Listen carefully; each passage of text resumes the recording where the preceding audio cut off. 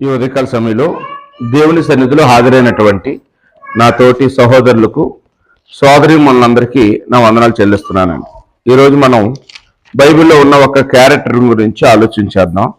ఆయన పేరు ఏంటంటే తీతు. తీతు అని చెప్పుకునే దానికంటే అపోస్తలుడైన పౌలుకి ఆదరణ కలిగించిన తీతు అని ఈరోజు మనం పేరు పెట్టుకుందామండి. అంశం ఏంటండి? అపోస్తలుడైన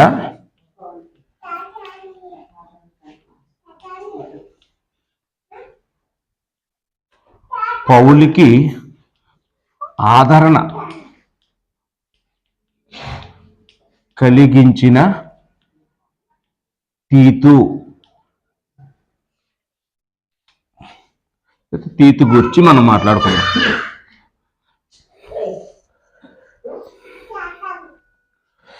అపోస్తలుడైన పౌలు యొక్క గొప్పతనాన్ని గురించి మనందరికీ తెలుసు. యేసుక్రీస్తు వారు తదనంతరం మొదటి శతాబ్దపు చరిత్రలోనే అపోస్తలులు 12 మంది కంటే ఎంతో గొప్ప సేవ చేసినటువంటి వ్యక్తి ఎవరైనా ఉన్నారంటే అది అపోస్తలుడైనటువంటి పౌలు. మనం అపోస్తలుడైన పౌలు యొక్క రాసినటువంటి పుస్తకాలు అనండి, పత్రికలు అనండి, కొత్త నిబంధనలో సుమారు 27 పుస్తకాలు ఉంటే 27 పుస్తకాల్లో 17 లేక 18 పుస్తకాలు అపోస్తలుడైన పౌలు రాసినయే మనకి కనపడతా ఉన్నాయండి. అపోస్తలుడైన పౌలు 3 సువార్త ప్రయాణాలు చేశాడు. సుమారుగా ఆసియా, ఆఫ్రికా, యూరప్ ఖండాల వరకు కూడా దేవుని యొక్క వాక్యాన్ని తీసుకుని వెళ్ళి ప్రకటించిన గొప్ప సువార్థికుడు, గొప్ప సువార్త యోధుడు ఎవరైనా ఉన్నారంటే అది అపోస్తలుడైనటువంటి పౌలు గారండి. పౌలు క్రీస్తులోనికి రాకమునుపు అతని జీవితం మనందరికీ కూడా సుపరిచితమే. అపోస్తలుడైన పౌలు క్రీస్తులోనికి రాకమునుపు ఎలా ఉండేవాడంటే క్రీస్తును ద్వేషించిన వ్యక్తిగా ఉండేవాడు. క్రైస్తవుల పట్ల పగ, ద్వేషం కలిగి సంఘాన్ని పాడు చేయడమే తన జీవితాశయంగా చేసుకున్న వ్యక్తి ఎవరైనా ఉన్నారంటే అది అపోస్తలుడైనటువంటి పౌలు. మరి క్రీస్తులోనికి వచ్చిన తర్వాత పౌలు జీవితం కూడా మనందరికీ తెలుసండి. ఎంతగా మారిపోయిందంటే క్రీస్తు కొరకు, సువార్త కొరకు, సంఘం కొరకు ఎన్ని శ్రమలు, ఎన్ని అవమానాలు, ఎన్ని నిందలు వచ్చినా సరే చివరికి తన ప్రాణాన్ని సైతం పెట్టడానికి సిద్ధపడి త్యాగపూరితుడైనటువంటి గొప్ప జీవితం కలిగిన వాడు పౌలండి. ఒకసారి చూద్దాం. అపోస్తలుల కార్యం 20 అధ్యాయం 24వ వచనంలో అపోస్తలుడు పౌలు నిజంగా తన ప్రాణాన్ని సైతం పెట్టడానికి వెనుకాడలేదా అంటే వెనుకాడలేదని ఈ వచనం చెప్తుందండి. అపోస్తలుల కార్యములు 20 అధ్యాయము 24వ వచనం. అంటే ఇక్కడ ఎఫెసీ పట్టణంలో పౌలు తిరుగుతున్న సందర్భంలో అక్కడ ఎఫెసీలో చాలా సమస్యలు వచ్చాయి, చాలా మంది అతన్ని హింసించారు. ఆ సందర్భంలో ఈ మాట మనం చూస్తూ ఉన్నామండి. అపోస్తలుల కార్యం 20 అధ్యాయం 24వ వచనం. అయితే దేవుని కృపా సువార్త గుర్చి సాక్ష్యమిచ్చుట యందు నా పరుగును నేను ప్రభువైన యేసు వలన పొందిన పరిచర్యను తుదముట్టింపవలనని నా ప్రాణమును నాకు ఎంత మాత్రమును ప్రియమైనదిగా ఎంచుకొనలేదు. అపోస్తలుడైన పౌలట యేసుప్రభు సువార్త గురించి కానీ యేసుప్రభు పరిచర్య గురించి కానీ ఆ రెండు చేయటానికి, సువార్త చేయడానికి, పరిచర్య చేయడానికి తన ప్రాణాన్ని కూడా ఏమాత్రం కూడా ఆయన లెక్క చేయలేదట. ఆ ప్రాణాన్ని ఏమాత్రం ప్రియమైనది కనుక ఎంచుకోలేదట. అంటే అవసరమైతే ఆ సువార్త కోసం, అవసరమైతే ఆ యేసుప్రభు పరిచర్య కోసం ప్రాణం పోయినా పర్వాలేదని అతను నిలబడినట్టుగా మనకి ఈ వచనంలో మనం చూస్తూ ఉన్నామండి. అంటే ఇలాంటి గొప్ప జీవితం కలిగినటువంటి పౌలు ఎంతో మందిని ఆదరించి ఉంటాడు. అతను ఎట్టి శ్రమల్లో ఉన్నవారినైనా ఆదరించుటకు శక్తివంతులు అనే మాట మన బైబిల్లో చూస్తాం. అటువంటి పౌలే అంత ఆదరణకర్తగా కనపడితే, ఆదరించేవారుగా కనపడితే పౌల్నే ఆదరించిన వారట ఈయన. ఎవరమ్మా? తీతు. పౌల్ని ఇతను ఆదరించడం ఏంటి అని మనకు కొంచెం అనుమానంగా, ఆశ్చర్యకరంగా మనకు అనిపిస్తూ ఉంటుంది. కానీ ఇది వాస్తవం అని మనం ఇక్కడ చూస్తూ ఉన్నాం. మనం సందర్భం చూసినట్లయితే కొరింథీ పత్రికలో 2 అధ్యాయము 12వ వచనం.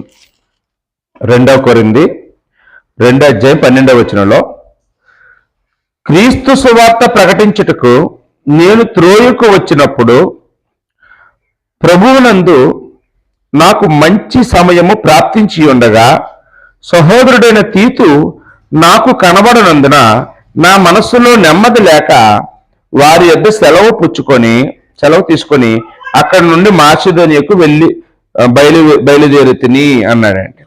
అంటే ఇక్కడ మనకి అర్థమవలసిన విషయం ఏంటంటే, పౌలేమో త్రోయ అనే ప్రాంతంలో ఉన్నాడట అండి. త్రోయ అనే ప్రాంతం మనం పౌలు ప్రకటించిన మ్యాప్లో మనం చూస్తే త్రోయ అనేది కనపడుతుంది. త్రోయలో ఎవరున్నారు అంటే పౌలు ఉన్నాడు. మరి ఈ తీతు ఎక్కడున్నాడు అంటే కొరింథీలో ఉన్నాడండి. కొరింథీలో ఉన్నాడు. ఇక్కడ తీతు ఉన్నాడండి. ఈ తీతు ఈ కొరింథీ దగ్గరికి సేవ చేస్తున్నాడు. ఇతను వచ్చి పౌలుకి ఇక్కడ జరుగుతున్న సమాచారాలన్నీ చెప్తాడని, ఈ కొరింథీలు ఎలాగున్నారో, ఈ తీతు అక్కడికి వెళ్ళి భయంకరమైన మనుషుల దగ్గర ఉన్నాడు, ఇతన్ని ఏం చేశారో, అప్పటికే పౌలుకి కొరింథీలకి కొన్ని గొడవలు అవుతున్నాయి. అంటే గొడవలు అంటే ఎవరో చెప్పుడు మాటలు విని పౌల్ని రానవటం లేదు, పౌల్ని చేర్చుకోవటం లేదు, పౌలుకి సహాయం పంపించడం లేదు, పౌలతో మాట్లాడడం మానేశారు. కాబట్టి పౌలేమో తన శిష్యుడైన తీతు అక్కడ పనిచేస్తున్నాడు. తీతు నా దగ్గరికి వస్తే ఏదైనా విషయాలు చెప్తాడు కదా అని చెప్పి ఈ 3వ సువార్త ప్రయాణంలో ఆయన ప్రయాణం చేసి వచ్చి త్రోయి దగ్గరికి ఇద్దరం కలుసుకుందాం అనుకున్నారు. కానీ తీతు రాలేదట. వాస్తవానికి ఆ సమయం ఎలాంటిదంటే, చాలా అక్కడ ఒక మాట వాడాడండి. 12వ వచనం మరొకసారి చదివితే, ప్రభువునందు నాకు మంచి సమయము ప్రాప్తించి ఉండగా అన్నాడండి. అంటే అక్కడ ఫుట్నోట్స్లో ఒకటంకి వేసి మూల భాషలో ద్వారము తెరవబడి ఉండగా అన్నాడండి. అంటే అక్కడ వాస్తవానికి ఇక్కడ పౌలుకి ఈ త్రోయ అనే ఊళ్ళో వాక్యం చెప్పడానికి మంచి అవకాశం దొరికిందటండి. ఆ రోజు బహుశా ఆ రోజు ఏదో ఒక శుభగడి అయి ఉండొచ్చు. చాలా మంది ఊర్లో మనుషులందరూ ఉండొచ్చు ఆ రోజు. లేకపోతే ఏ ఆటంకాలు లేకుండా, ఏ ప్రమాదాలు లేకుండా ఊరంతా ప్రశాంతంగా ఉండుంటది. అలాంటప్పుడు ఎవరికైనా ఏమనిపిస్తుంది అంటే, ఇంత జనం ఉన్నప్పుడు వాక్యం చెప్తే బాగుండు అనిపిస్తుంది అండి ఏమండి. అలాంటి మంచి సమయం పౌలుకి దొరికిందట. కానీ పౌలుకి మంచి సమయం ప్రాప్తించినప్పటికీ పౌలు వాక్యం చెప్పలేదండి. పౌలు ఎందుకు వాక్యం చెప్పలేదంటే అక్కడే మాట్లాడుతూ ఉన్నాడు. మరొకసారి మనం చూస్తే, మంచి సమయము ప్రాప్తించి ఉండగా, నాకు మంచి సమయము ప్రాప్తించి ఉండగా సహోదరుడైన తీతు నాకు కనబడనందున నా మనస్సులో నెమ్మది లేక అండి. అంటే ఒక తీతు అనేటటువంటి తన దగ్గర వాక్యం నేర్చుకున్నటువంటి తీతు కనపడకపోతే అప్పటికి పౌలుకి ఏం లేదటండి, మనసు బాగోలేదటండి, నెమ్మది లేదటండి. ఇంకా ఆయన వస్తేనే నేను ఇవాళ వాక్యం చెప్పగలను, ఆయన రాకపోతే నేను ఇవాళ మనసు నాకు బాగోదు, ఆయన వస్తేనే, ఆయన చూస్తేనే మనసు బాగుంటుంది. అంటే పౌలు ఇప్పుడు ఎలా తయారయ్యాడంటే, మనం చూడండి, కొంతమంది ఏదో దేనికైనా ఎడిట్ అయిపోతుంటారు. ఆయన అది ఉంటేనే నేను లెగిస్తాను, అది ఇస్తేనే టీ. కొంతమంది టీకి అలవాటు పడిపోతారు కదండి, టీ పట్టుకొచ్చి ఇస్తేనే మంచం మంచి కాలు కింద పెడుతుంటారండి. అంటే ఇంక లేకపోతే ఇంక లేదనమాట. అలా ఉంటారండి. చిన్నపిల్లలు మొదలుకొని పెద్దవాళ్ళ వరకు ఏదో ఒక దానికి అలవాటు పడిపోతూ ఉంటారు. పౌలు దేనికి అలవాటు పడిపోయాడండి? తీతుకు అలవాటు పడిపోయాడు. తీతు యొక్క మాటలకు అలవాటు పడిపోయాడు. తీతు వచ్చి బూస్ట్ ఇస్తే తప్ప లెగిసి వాక్యం చెప్పడం అనమాట. తీతు మాటలు వాళ్ళకి చెవిలో పెడితే తప్ప లెగిసి మాట్లాడు. మనం కొన్ని సందర్భాల్లో మనం చూస్తుంటాం, కొంతమంది ముసలోళ్ళు అల్లును నేను ఆ మనవరాలు చూస్తే కానీ నేను అన్నం తిన్నాను పెడుతుంటారు, ఆ మనవను చూస్తే కానీ ఆవిడ నాకు ఇప్పుడు తీసుకెళ్తావా అంటుంటారు. అంటే వాళ్ళకి వాళ్ళ హృదయం నుండి ఎవరున్నారంటే వాళ్ళు ఉన్నారని అర్థం. అంతే కదండి. ఎవరైనా అంతే కదా, కొంతమంది మీద దీవేసినప్పుడు లేకపోతే వాళ్ళు ఇష్టమైనప్పుడు వాళ్ళని చూడకపోతే ఉండలేం.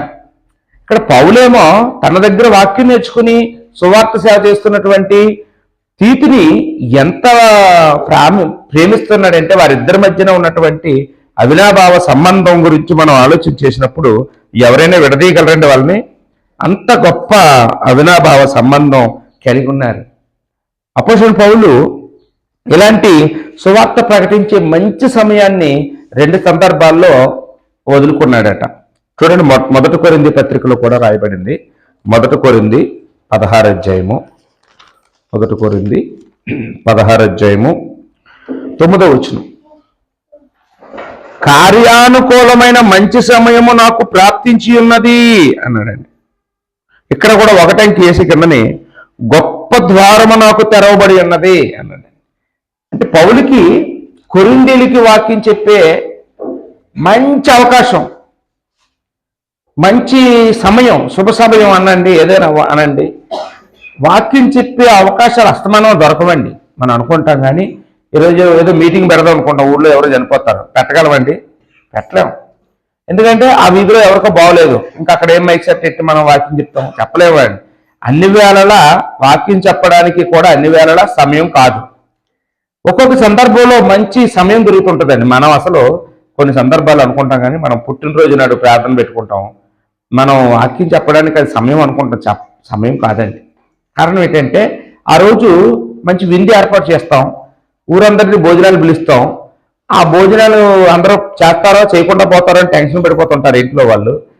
వచ్చిన వాళ్ళు మర్యాద చేయకపోతే వాళ్ళు బాధపడతారేమోనని వీళ్ళు వాళ్ళకి మర్యాదలు చేసుకుని కూర్చుంటారు, కొందరు వంటలు వండుకుని కూర్చుంటుంటారు. ఇంకేం సమయం అండి అది? అది కాదు వాక్యం వినే సమయం, అది కాదు సువార్త ప్రకటించే సమయం. సువార్త ప్రకటించాలంటే ఉట్టప్పుడే ప్రార్థన పెట్టుకుంటేనే అవుతుంది అండి. మనం ఏదో శుభగడియల్లో పెట్టుకుందాం, పేరు పెట్టినాడు, పెళ్లి రోజు నాడు ఏదో చేసేద్దాం అనుకుంటాం కానీ కష్టమండి ఆ రోజు. సువార్త ప్రకటించాలంటే భోజనాలు అవి పెట్టకుండా ప్రార్థన పెట్టుకోవాలని నిజం చెప్పాలంటే. ఎందుకంటే భోజనాలు కార్యక్రమం ఎప్పుడైతే మనం పెట్టుకున్నామో సువార్త మనం చేయలేము. అవునంటారు కాదంటారా? అపోస్తలుడు పౌలు కూడా అతనికి మంచి అవకాశాలు దొరికాయట. అతనికి మంచి అవకాశాలు దొరికాయి.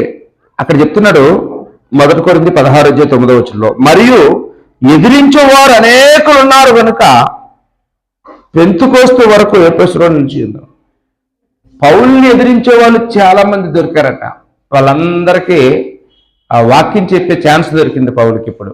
కానీ పౌలు వాక్యం చెప్పకుండా మరి వెళ్ళిపోయినట్టుగా మనం ఇక్కడ చూస్తూ ఉన్నామండి. అంటే పౌలు ఎందుకు వెళ్ళిపోయాడు మాసిదోనియాకి?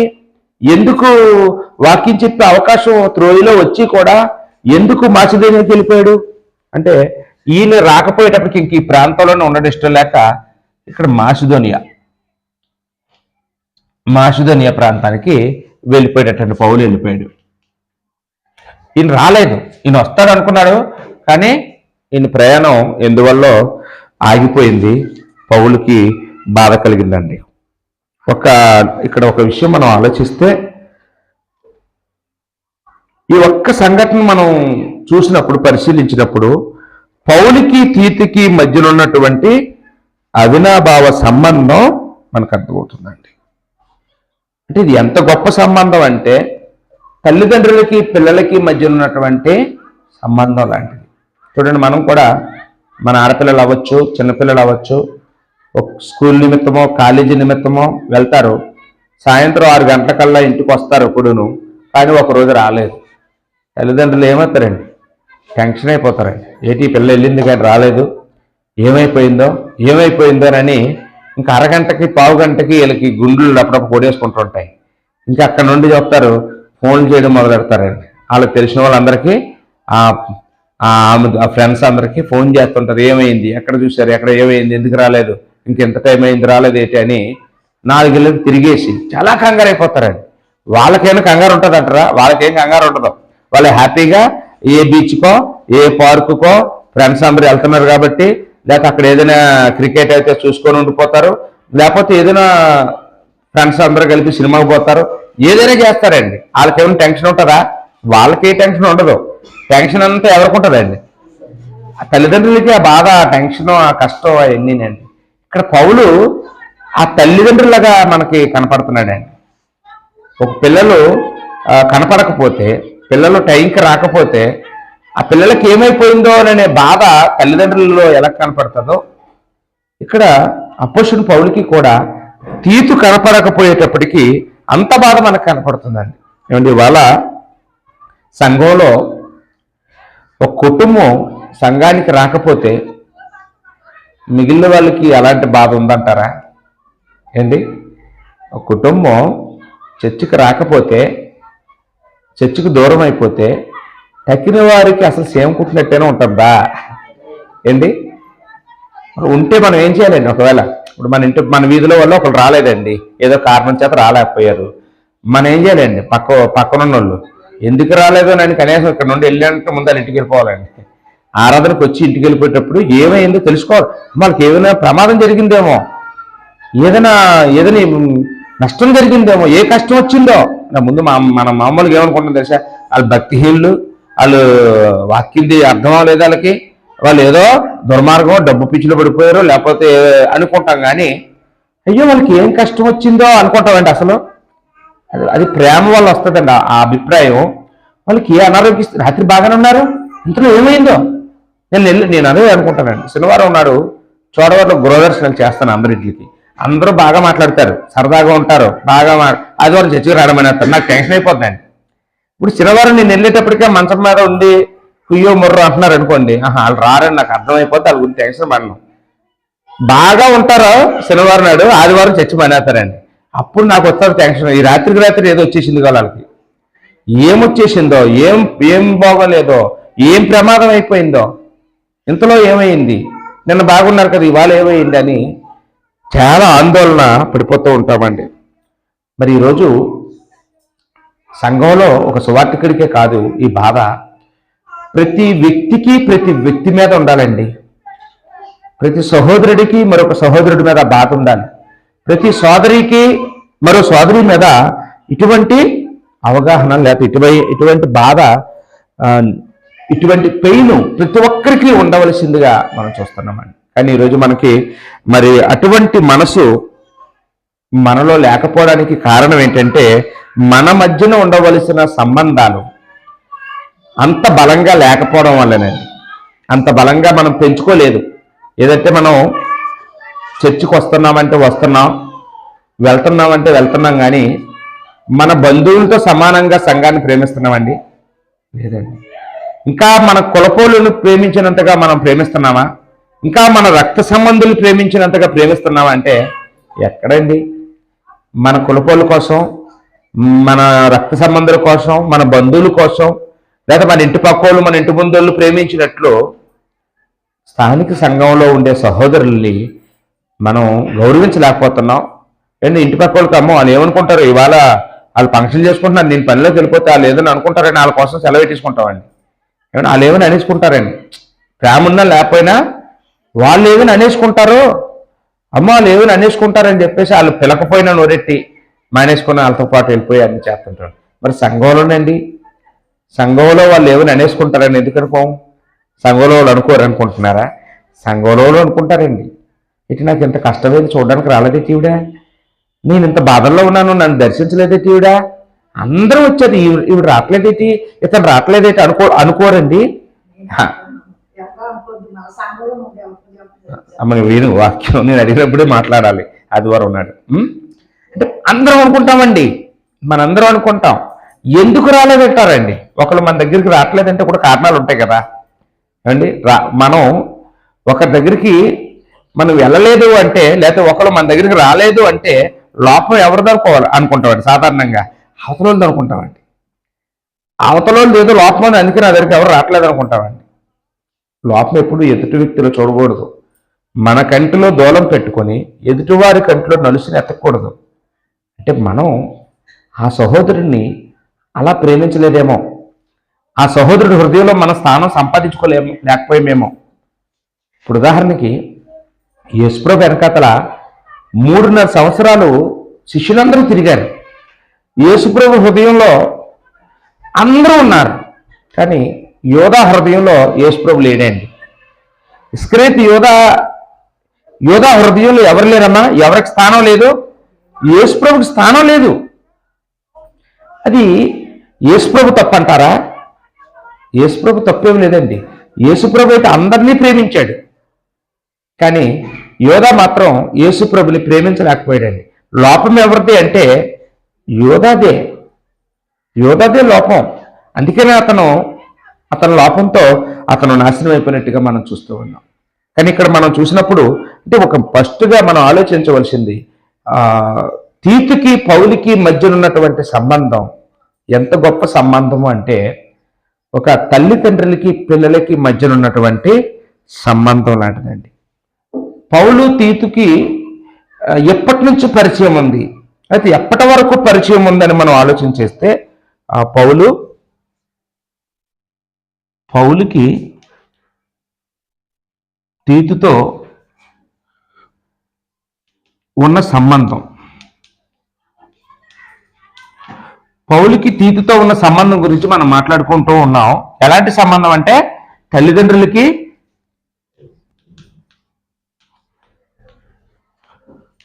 పిల్లలకు ఉన్న సంబంధం లాంటిది.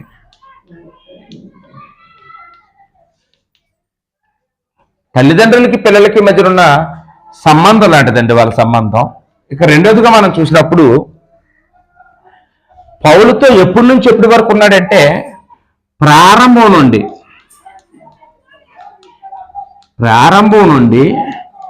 చివరి వరకు ఉన్నాడండి. చివరి వరకు. చాలా మంది మధ్యలో వస్తూ ఉంటారు, మధ్యలో పోతూ ఉంటారు. కానీ పౌలు సువార్త పనికి వచ్చిన తర్వాత రాసిన మొట్టమొదటి పత్రిక గలతీ పత్రిక అండి. ఇలాగ మొదటి సువార్త ప్రయాణానికి ఇలాగ వెళ్ళాడు, తిరిగి మళ్ళీ ఇంటికి వచ్చాడు. అనేటప్పటికల్లా పెద్ద సమస్య వచ్చేసింది ఆ సంఘంలో, అంత్యోక్యలో. ఏంటంటే కొంతమంది అబద్ధ బోధకులు వచ్చేసారట పౌలు లేనప్పుడు. వచ్చేసి సున్నత పొందితే కానీ మీరు రక్షణ పొందరు, మీరు అన్యులు, మీరు సున్నత పొందాలి అని బోధ చేయడం మొదలుపెట్టారు. అప్పుడు పౌలేమో వాళ్ళకి వాక్యం ద్వారా చెప్పి వాళ్ళని అవసరమైతే యెరూషలేము తీసుకుని వెళ్ళి యెరూషలేములో ఉన్న అపోస్తలుల చేత చెప్పించి వాళ్ళకి బుద్ధి వచ్చేలా చేశాడు. కానీ అప్పటితోనే ఇంకా పౌలు శాంతించలేదు. వాళ్ళకు ఒక పత్రిక రాసి వీళ్ళే కాదు, వీళ్ళ తర్వాత ఎవరైనా కానీ ఎవరైనా చెప్పుడు మాటలు చెప్తే వినేసి తొందరపడిపోయి పాడైపోకుండా ఉండేలాగా గట్టిగా వాళ్ళు తరతరాలు చదువుకునేటట్లుగా ఒక పత్రిక రాసి ఇచ్చేశాడు. ఆ పత్రికే గలతీ పత్రిక అండి. ఒకసారి చూడండి, గలతీ పత్రిక 2వ అధ్యాయము. గలతీ పత్రిక 2వ అధ్యాయంలో అంటే బైబిల్లో వరుసలో చూస్తే రామపత్రిక ముందు కనపడుతుంది, కానీ రామపత్రిక ముందు రాసింది కాదు, గలతీ పత్రిక ముందు రాసింది. 2వ అధ్యాయం 1వ వచనం. అటు పిమ్మట 14 సంవత్సరములైన తర్వాత నేను తీతును వెంట పెట్టుకుని బర్నబాతో కూడా యెరూషలేమునకు తిరిగి వెళ్ళితేనే అన్నాడు. అంటే పౌలు మొట్టమొదటి పత్రిక రాసేటప్పటికే మొదటి సువార్త ప్రయాణంలోనే ఎవరితో ఉన్నాడండి? తీతు పౌలుతో ఉన్నాడు. మొదటి సువార్త ప్రయాణం నుండి వచ్చిన వెంటనే పౌలుతో ఉన్నాడండి. ఈ పత్రిక రాసేటప్పుడు కూడా ఇదిగో నేను పౌలను నేను ఈ తీతును బర్నబాను వెంట పెట్టుకొని యెరూషలేము నేను వెళ్తున్నాను, ఈ గొడవల గురించి వెళ్తున్నానని అన్ని చెప్తున్నాడండి. మళ్ళీ 3వ వచనంలో మనం చూసినప్పుడు ఆయనను నాతో కూడా ఉన్న తీతు గ్రీసు దేశస్థుడైనను అతడు సున్నతి పొందుటకు బలవంత పెట్టలేదు అన్నాడు. కాబట్టి గలతీ పత్రిక 2వ అధ్యాయం 1 నుంచి 3 వచనాల్లో మనం చూసినప్పుడు ఆయన పౌలుతో పాటు ప్రారంభం నుండి ఉన్నాడు, చివరి వరకు ఉన్నాడండి. ప్రారంభం నుండి ఉన్నాడు, చివరి వరకు ఉన్నాడు. ఎప్పుడైనా మధ్యలో అలిగిలిపోయిన అనుభవాలు ఉన్నాయి అతనికి? పౌలు దగ్గరికి కొంతమంది వచ్చారు, మధ్యలో వదిలేసి వెళ్ళిపోయారండి, మళ్ళీ తర్వాత వచ్చి కలిసిపోయారు. కానీ ఎప్పుడు చెయ్యి పట్టుకున్నది మొదలు పౌలు చచ్చిపోయే వరకు పౌలు చెయ్యి వదలకుండా ఉన్న వ్యక్తి ఎవరైనా ఉన్నారంటే తీతు అండి. ఈయన గురించి తీతు గురించి పౌలు చెప్పినటువంటి మాటలు మనం ఇక్కడ 3వ వచనంలో ఏమన్నాడంటే గ్రీసు దేశస్థుడట. ఎవరమ్మా? గ్రీసు దేశస్థుడు. ఈ తీతేమో గ్రీసు దేశస్థుడంటే అన్యుడు. గ్రీకు భాష మాట్లాడేటటువంటి దేశంలో పుట్టి పెరిగినవాడు, గ్రీసు జాతివాడు. అంటే అలెగ్జాండర్ ఉన్నాడు కదా, గ్రీకు వీరుడు, వాళ్ళ కుటుంబాలకు చెందినటువంటి వాళ్ళ దేశస్థుడు అనమాట. ఈ గ్రీకు దేశం అంటే వీళ్ళందరూ కూడా ఏంటంటే ఏథెన్స్, అకయ ఆ ప్రాంతంలో ఉంటారనమాట. వీళ్ళు ఈ గ్రీసు దేశస్థుల గురించి ఒక మాట ఉంటుంది బైబిల్లో, 1 కొరింథీ 1:22లో.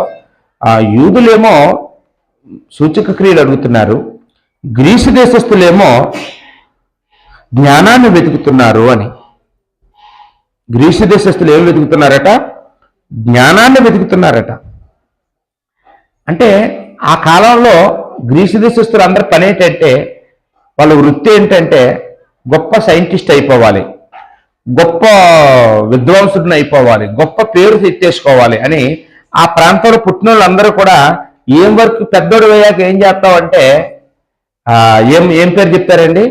నేను పెద్ద శాస్త్రవేత్తను అవుతాను అంటారండి. లోకజ్ఞానం కోసం, లోకజ్ఞానం సంపాదించడం కోసం గొప్ప పండితుడిని అయిపోతాను అని అంటూ ఉంటారనమాట. అలాంటి కుటుంబాల్లో, అలాంటి దేశంలో పుట్టి దేవుడి జ్ఞానం కోసం వచ్చేసాడు ఈయన.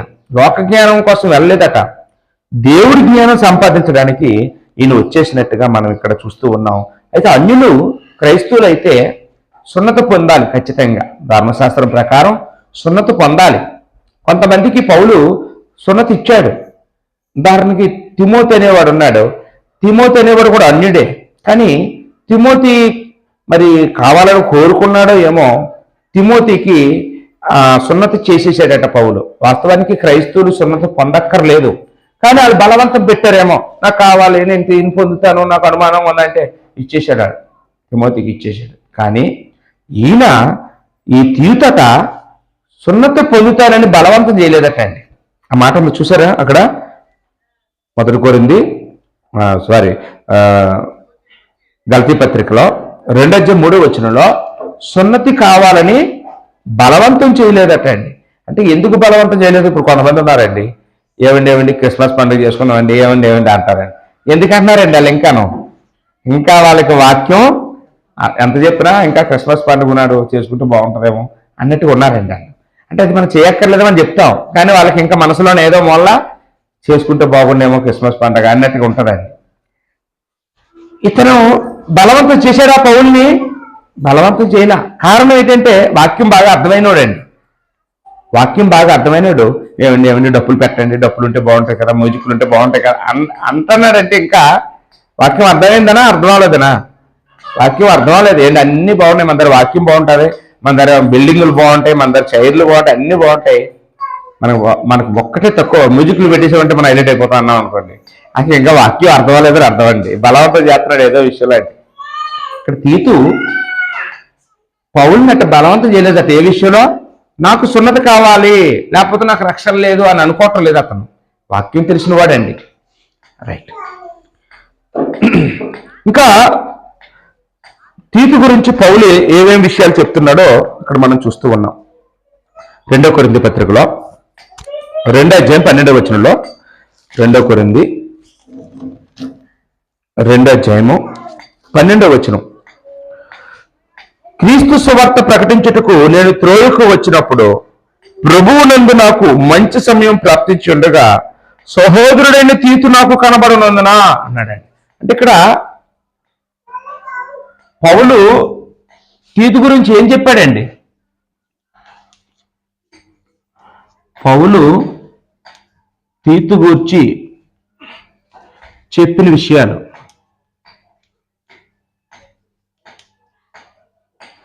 పౌలు తీతు గురించి ఏం చెప్పాడండి? నా సహోదరుడు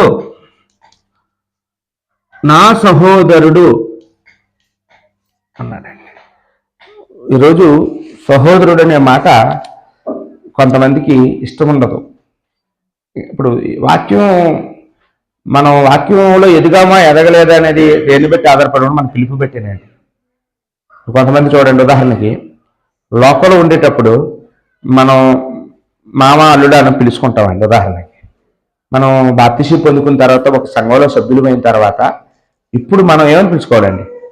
సహోదరుడు అని పిలుచుకోవాలండి. బ్రదర్ బ్రదర్ అని పిలవాలండి. అది గౌరవం అండి. మరి ఇప్పుడు మనం మాయ అల్లుడు అని అనుకుంటాం. ఉదాహరణకి మనకు వాక్యం అర్థం లేదని అర్థం అండి. వాక్యం అర్థం లేదండి. ఒకవేళ నీకు మాయ అయినా, స్వయంగా నీకు అన్నయ్య అయినా, లేకపోతే బావ అయినా, ఇక్కడ మాత్రం బావ కాదండి, ఎక్కడైనా బావ కావని సంఘంలోకి వచ్చిన తర్వాత మనం బాప్తిసం పొందుకున్న తర్వాత అతను ఎవరైనా కానీ నీకు ఎవరండి? బ్రదర్. బ్రదర్ అని పిలవాలండి. గౌరవం అంటే అది గౌరవం. యేసుప్రభు గురించి ఒక మాట ఉంటుంది హెబ్రీ పత్రిక 2వ అధ్యాయంలో, ఆయన సహోదరుడని పిలుచుటకు సిగ్గుపడలేదట. యేసుప్రభు అంతటా వాడే దిగొచ్చి మానవులమైన మనల్ని సహోదరుడని పిలవడానికి సిగ్గుపడలేదంటే ఇప్పుడు మనం ఎందుకని సిగ్గుపడ్డాం ఏంటి? ఒకవేళ లోకంలో కలెక్టర్ గారే అవ్వచ్చు. కలెక్టర్ గారిని ఎవరైనా అనయ్య తమ్ముడు అని పిలిస్తే పలకడండి అతను. ఎందుకంటే అతను చాలా లెవెల్ పెద్దది. అతన్ని ఎవరు అలా పిలవడానికి వీలు లేదు. కానీ చర్చిలోకి వస్తే మాత్రం ఒక పేదోడు కుర్చీ పక్కన అతను కూర్చుంటాడు. ఆయన ఇతను బ్రదర్ అని పిలవచ్చు, ఈయన అతన్ని బ్రదర్ అని పిలవచ్చు. ఇది క్రీస్తునందు దేవుడు మనకిచ్చినటువంటి స్వేచ్ఛ అండి, స్వాతంత్ర్యం. ఎంత ధనవంతుడినైనా బ్రదర్ అని పిలగలం. లోపల పిలిచి తూరుకుంటారండి. ఒక ప్రెసిడెంట్ గారి దగ్గరికి వెళ్ళి బ్రదర్ అని పిల్లండి చూద్దాం. ఏరా ఒళ్ళు బలిసిందా బ్రదర్ గదర్ అంటున్నావు, ప్రెసిడెంట్ గారిని పిల్లలేవా అంటారండి. అవునా కాదండి? ఎందుకంటే అతను పవర్లో ఉన్నాడు కాబట్టి. కానీ ఇక్కడ మాత్రం అలాంటి పవర్స్ ఏమి ఉండవండి. అందరూ సమానం.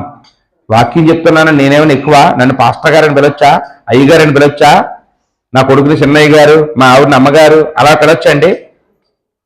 ఎవరమైనా మనందరమే కూడా నేర్చుకోవాల్సింది ఏంటంటే బైబిల్ ద్వారా ఎంతటి వాడినైనా, మగవాళ్ళనైతే బ్రదర్ అని, ఆడవాళ్ళనైతే సిస్టర్. వయసులో పెద్దవారైతే తల్లిగా భావించమన్నాడు పౌలు. తల్లిగా భావించాలి, అక్కగా భావించాలి. అంతే తప్ప ఇంకొక వరుసలో మన దగ్గర ఉండకూడదు. మరదలే చర్చకొచ్చినా మరదలు అని పిలకూడదు ఏంటి? మరదలైతే ఇంట్లో మరదలు, కానీ ఇక్కడికి వస్తే మాత్రం సిస్టరే, ఇక్కడికి వస్తే మాత్రం బ్రదరే. మనం ఇంకా ఎంత వెనకబడి ఉన్నాం ఒకసారి ఆలోచించేది. దేవుడి వాక్యం మనకు అంత తెలుసు అనుకుంటాం, కానీ చాలా వెనకబడి ఉన్నామండి. హెబ్రీ పత్రికలో 2వ అధ్యాయము 12వ వచనంలో ఆ మాట మనం చూస్తామండి. హెబ్రీ పత్రిక 2:12లో పరిశుద్ధపరచు వారికి పరిశుద్ధపరచబడు వారికి అందరికీ ఒకటే మూలము. అంటే వాక్యం చెప్పే వాళ్ళకి, వాక్యం వినే వాళ్ళకి అందరికీ ఒకటే మూలం. ఈ హేతువు చేతను వారిని సహోదరులని పిలుచుటకు ఆయన సిగ్గుపడక. ఎవరి గురించి మాట్లాడుతున్నాడు? యేసుప్రభు గురించి. యేసుప్రభు సహోదరులని పిలవడానికి సిగ్గుపడలేదు అనే మాట మనం ఇక్కడ చూస్తూ ఉన్నామండి. కాబట్టి పౌలు తీతుని ఏమని సంబోధిస్తున్నాడండి? నా సహోదరుడైన తీతు అన్నాడండి. నా సహోదరుడైన తీతు. 2 కొరింథీ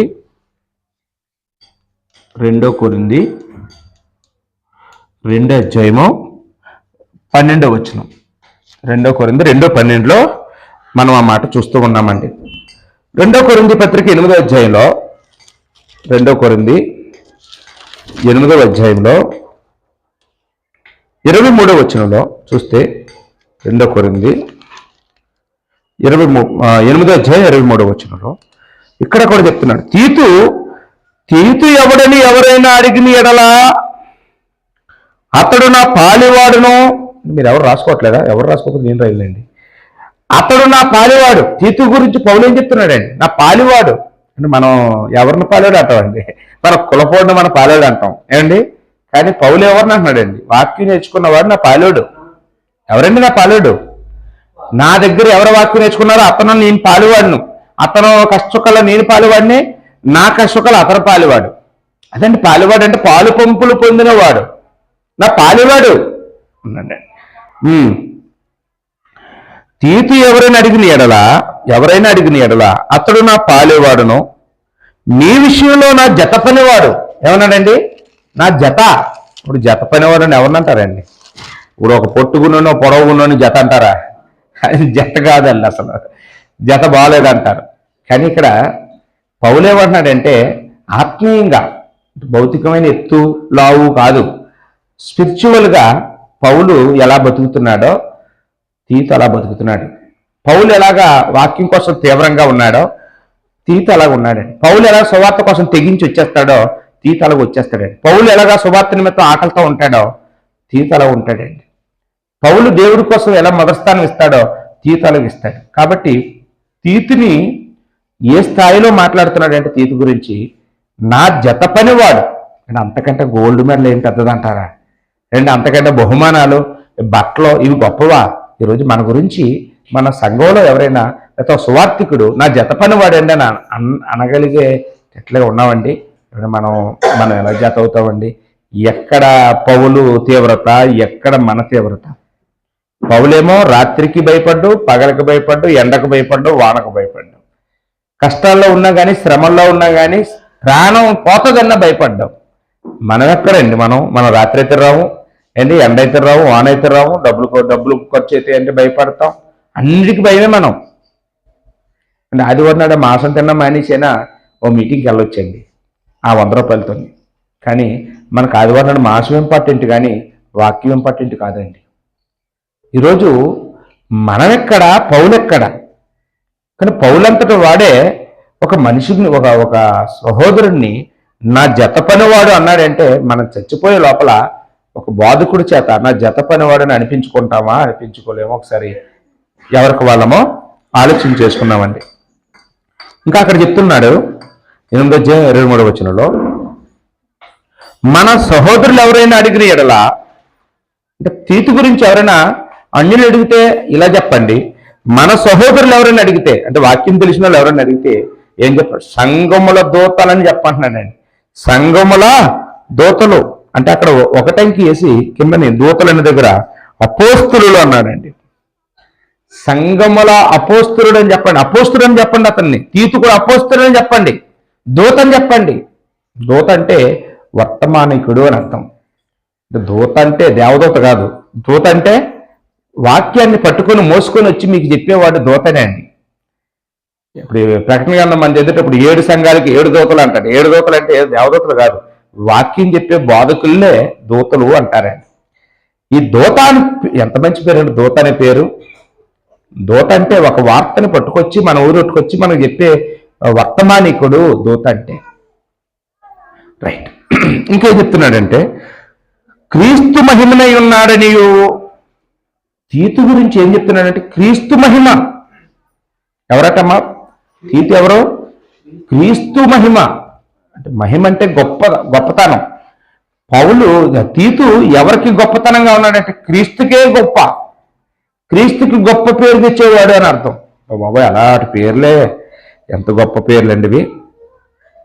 రైట్. ఇంకా మనం ఆలోచన చేసినప్పుడు తీతు పత్రిక మనం ఒకసారి వెళ్దామండి. తీతు పత్రిక లేకపోతే తీతు పత్రిక 1:3 వచనంలో ఇంకా ఇక్కడ కూడా పౌలు ఏమని మాట్లాడుతున్నాడో చూడొచ్చండి. అంటే ఆ మాటలనే రాసుకున్నారండి. నా సహోదరుడు, నా జత పనివాడు, ఇంకేమన్నాడండి? నా దూత,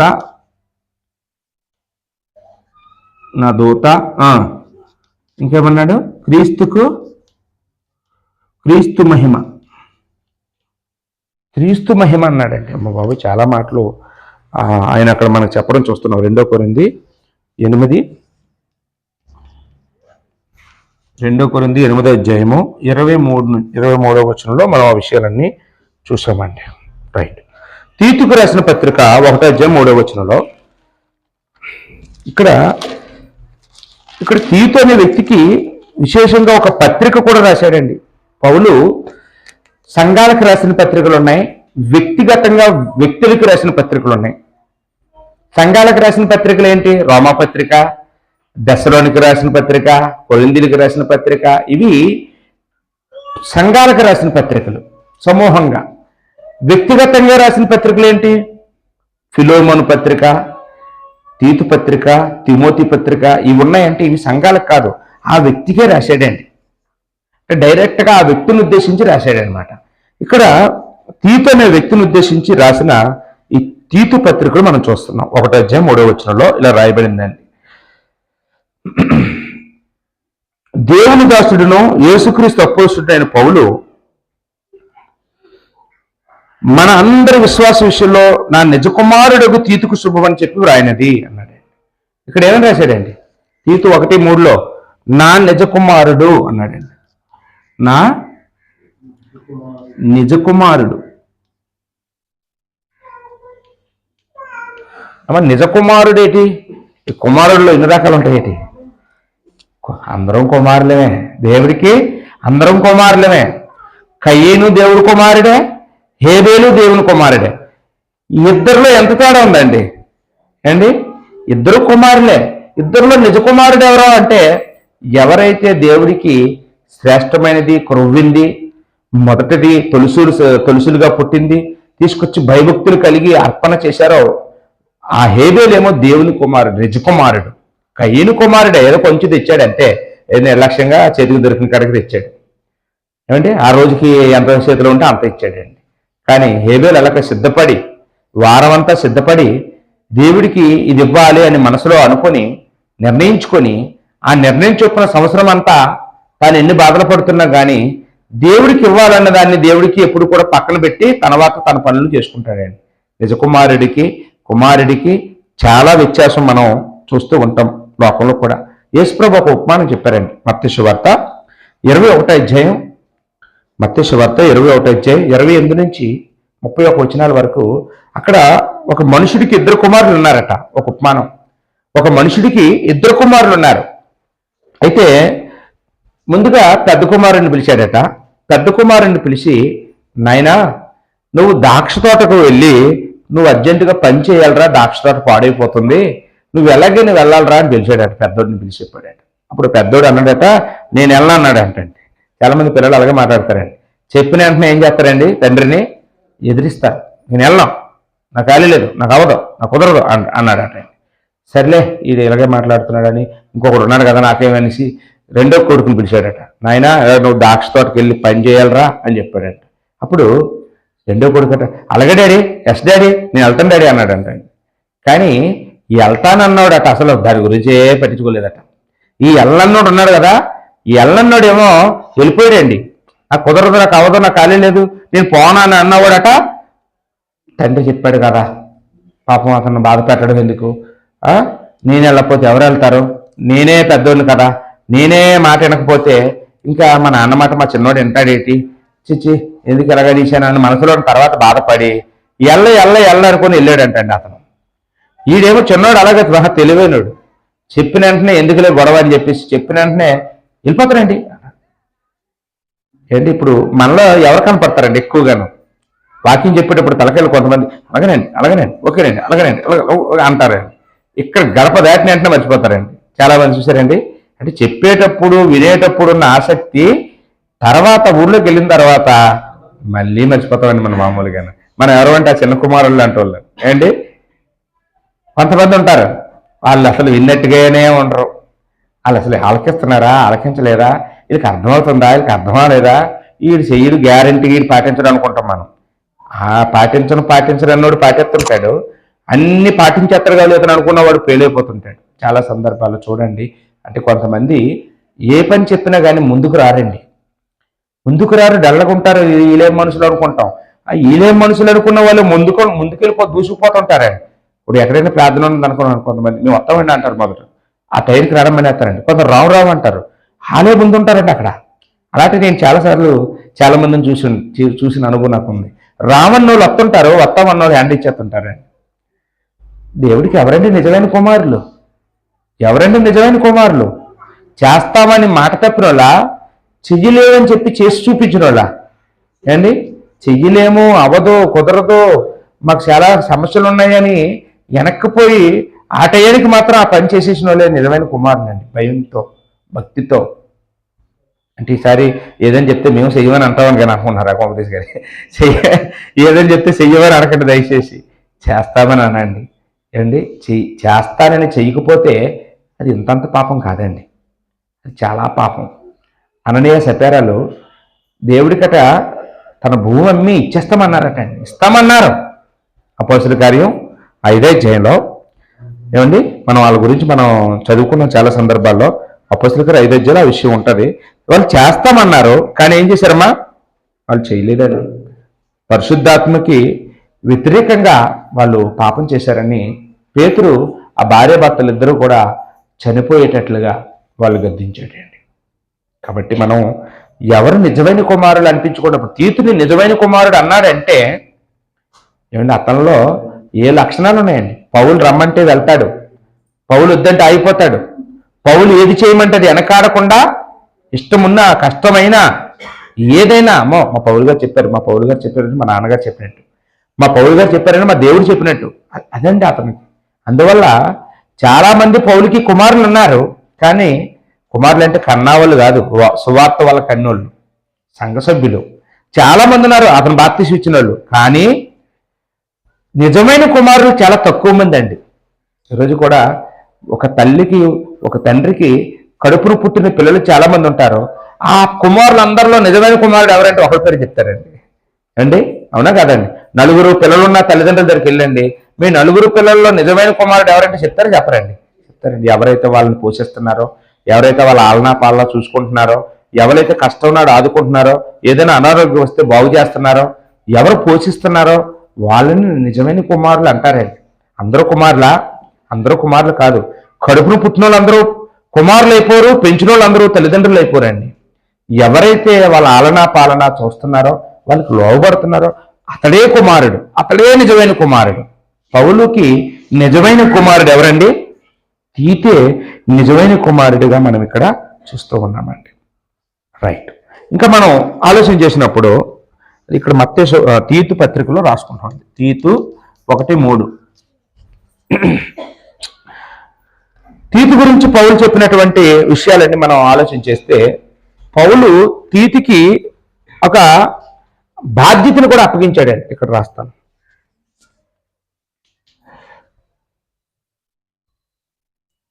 తీతుకి సంఘాన్ని అప్పగించాడండి.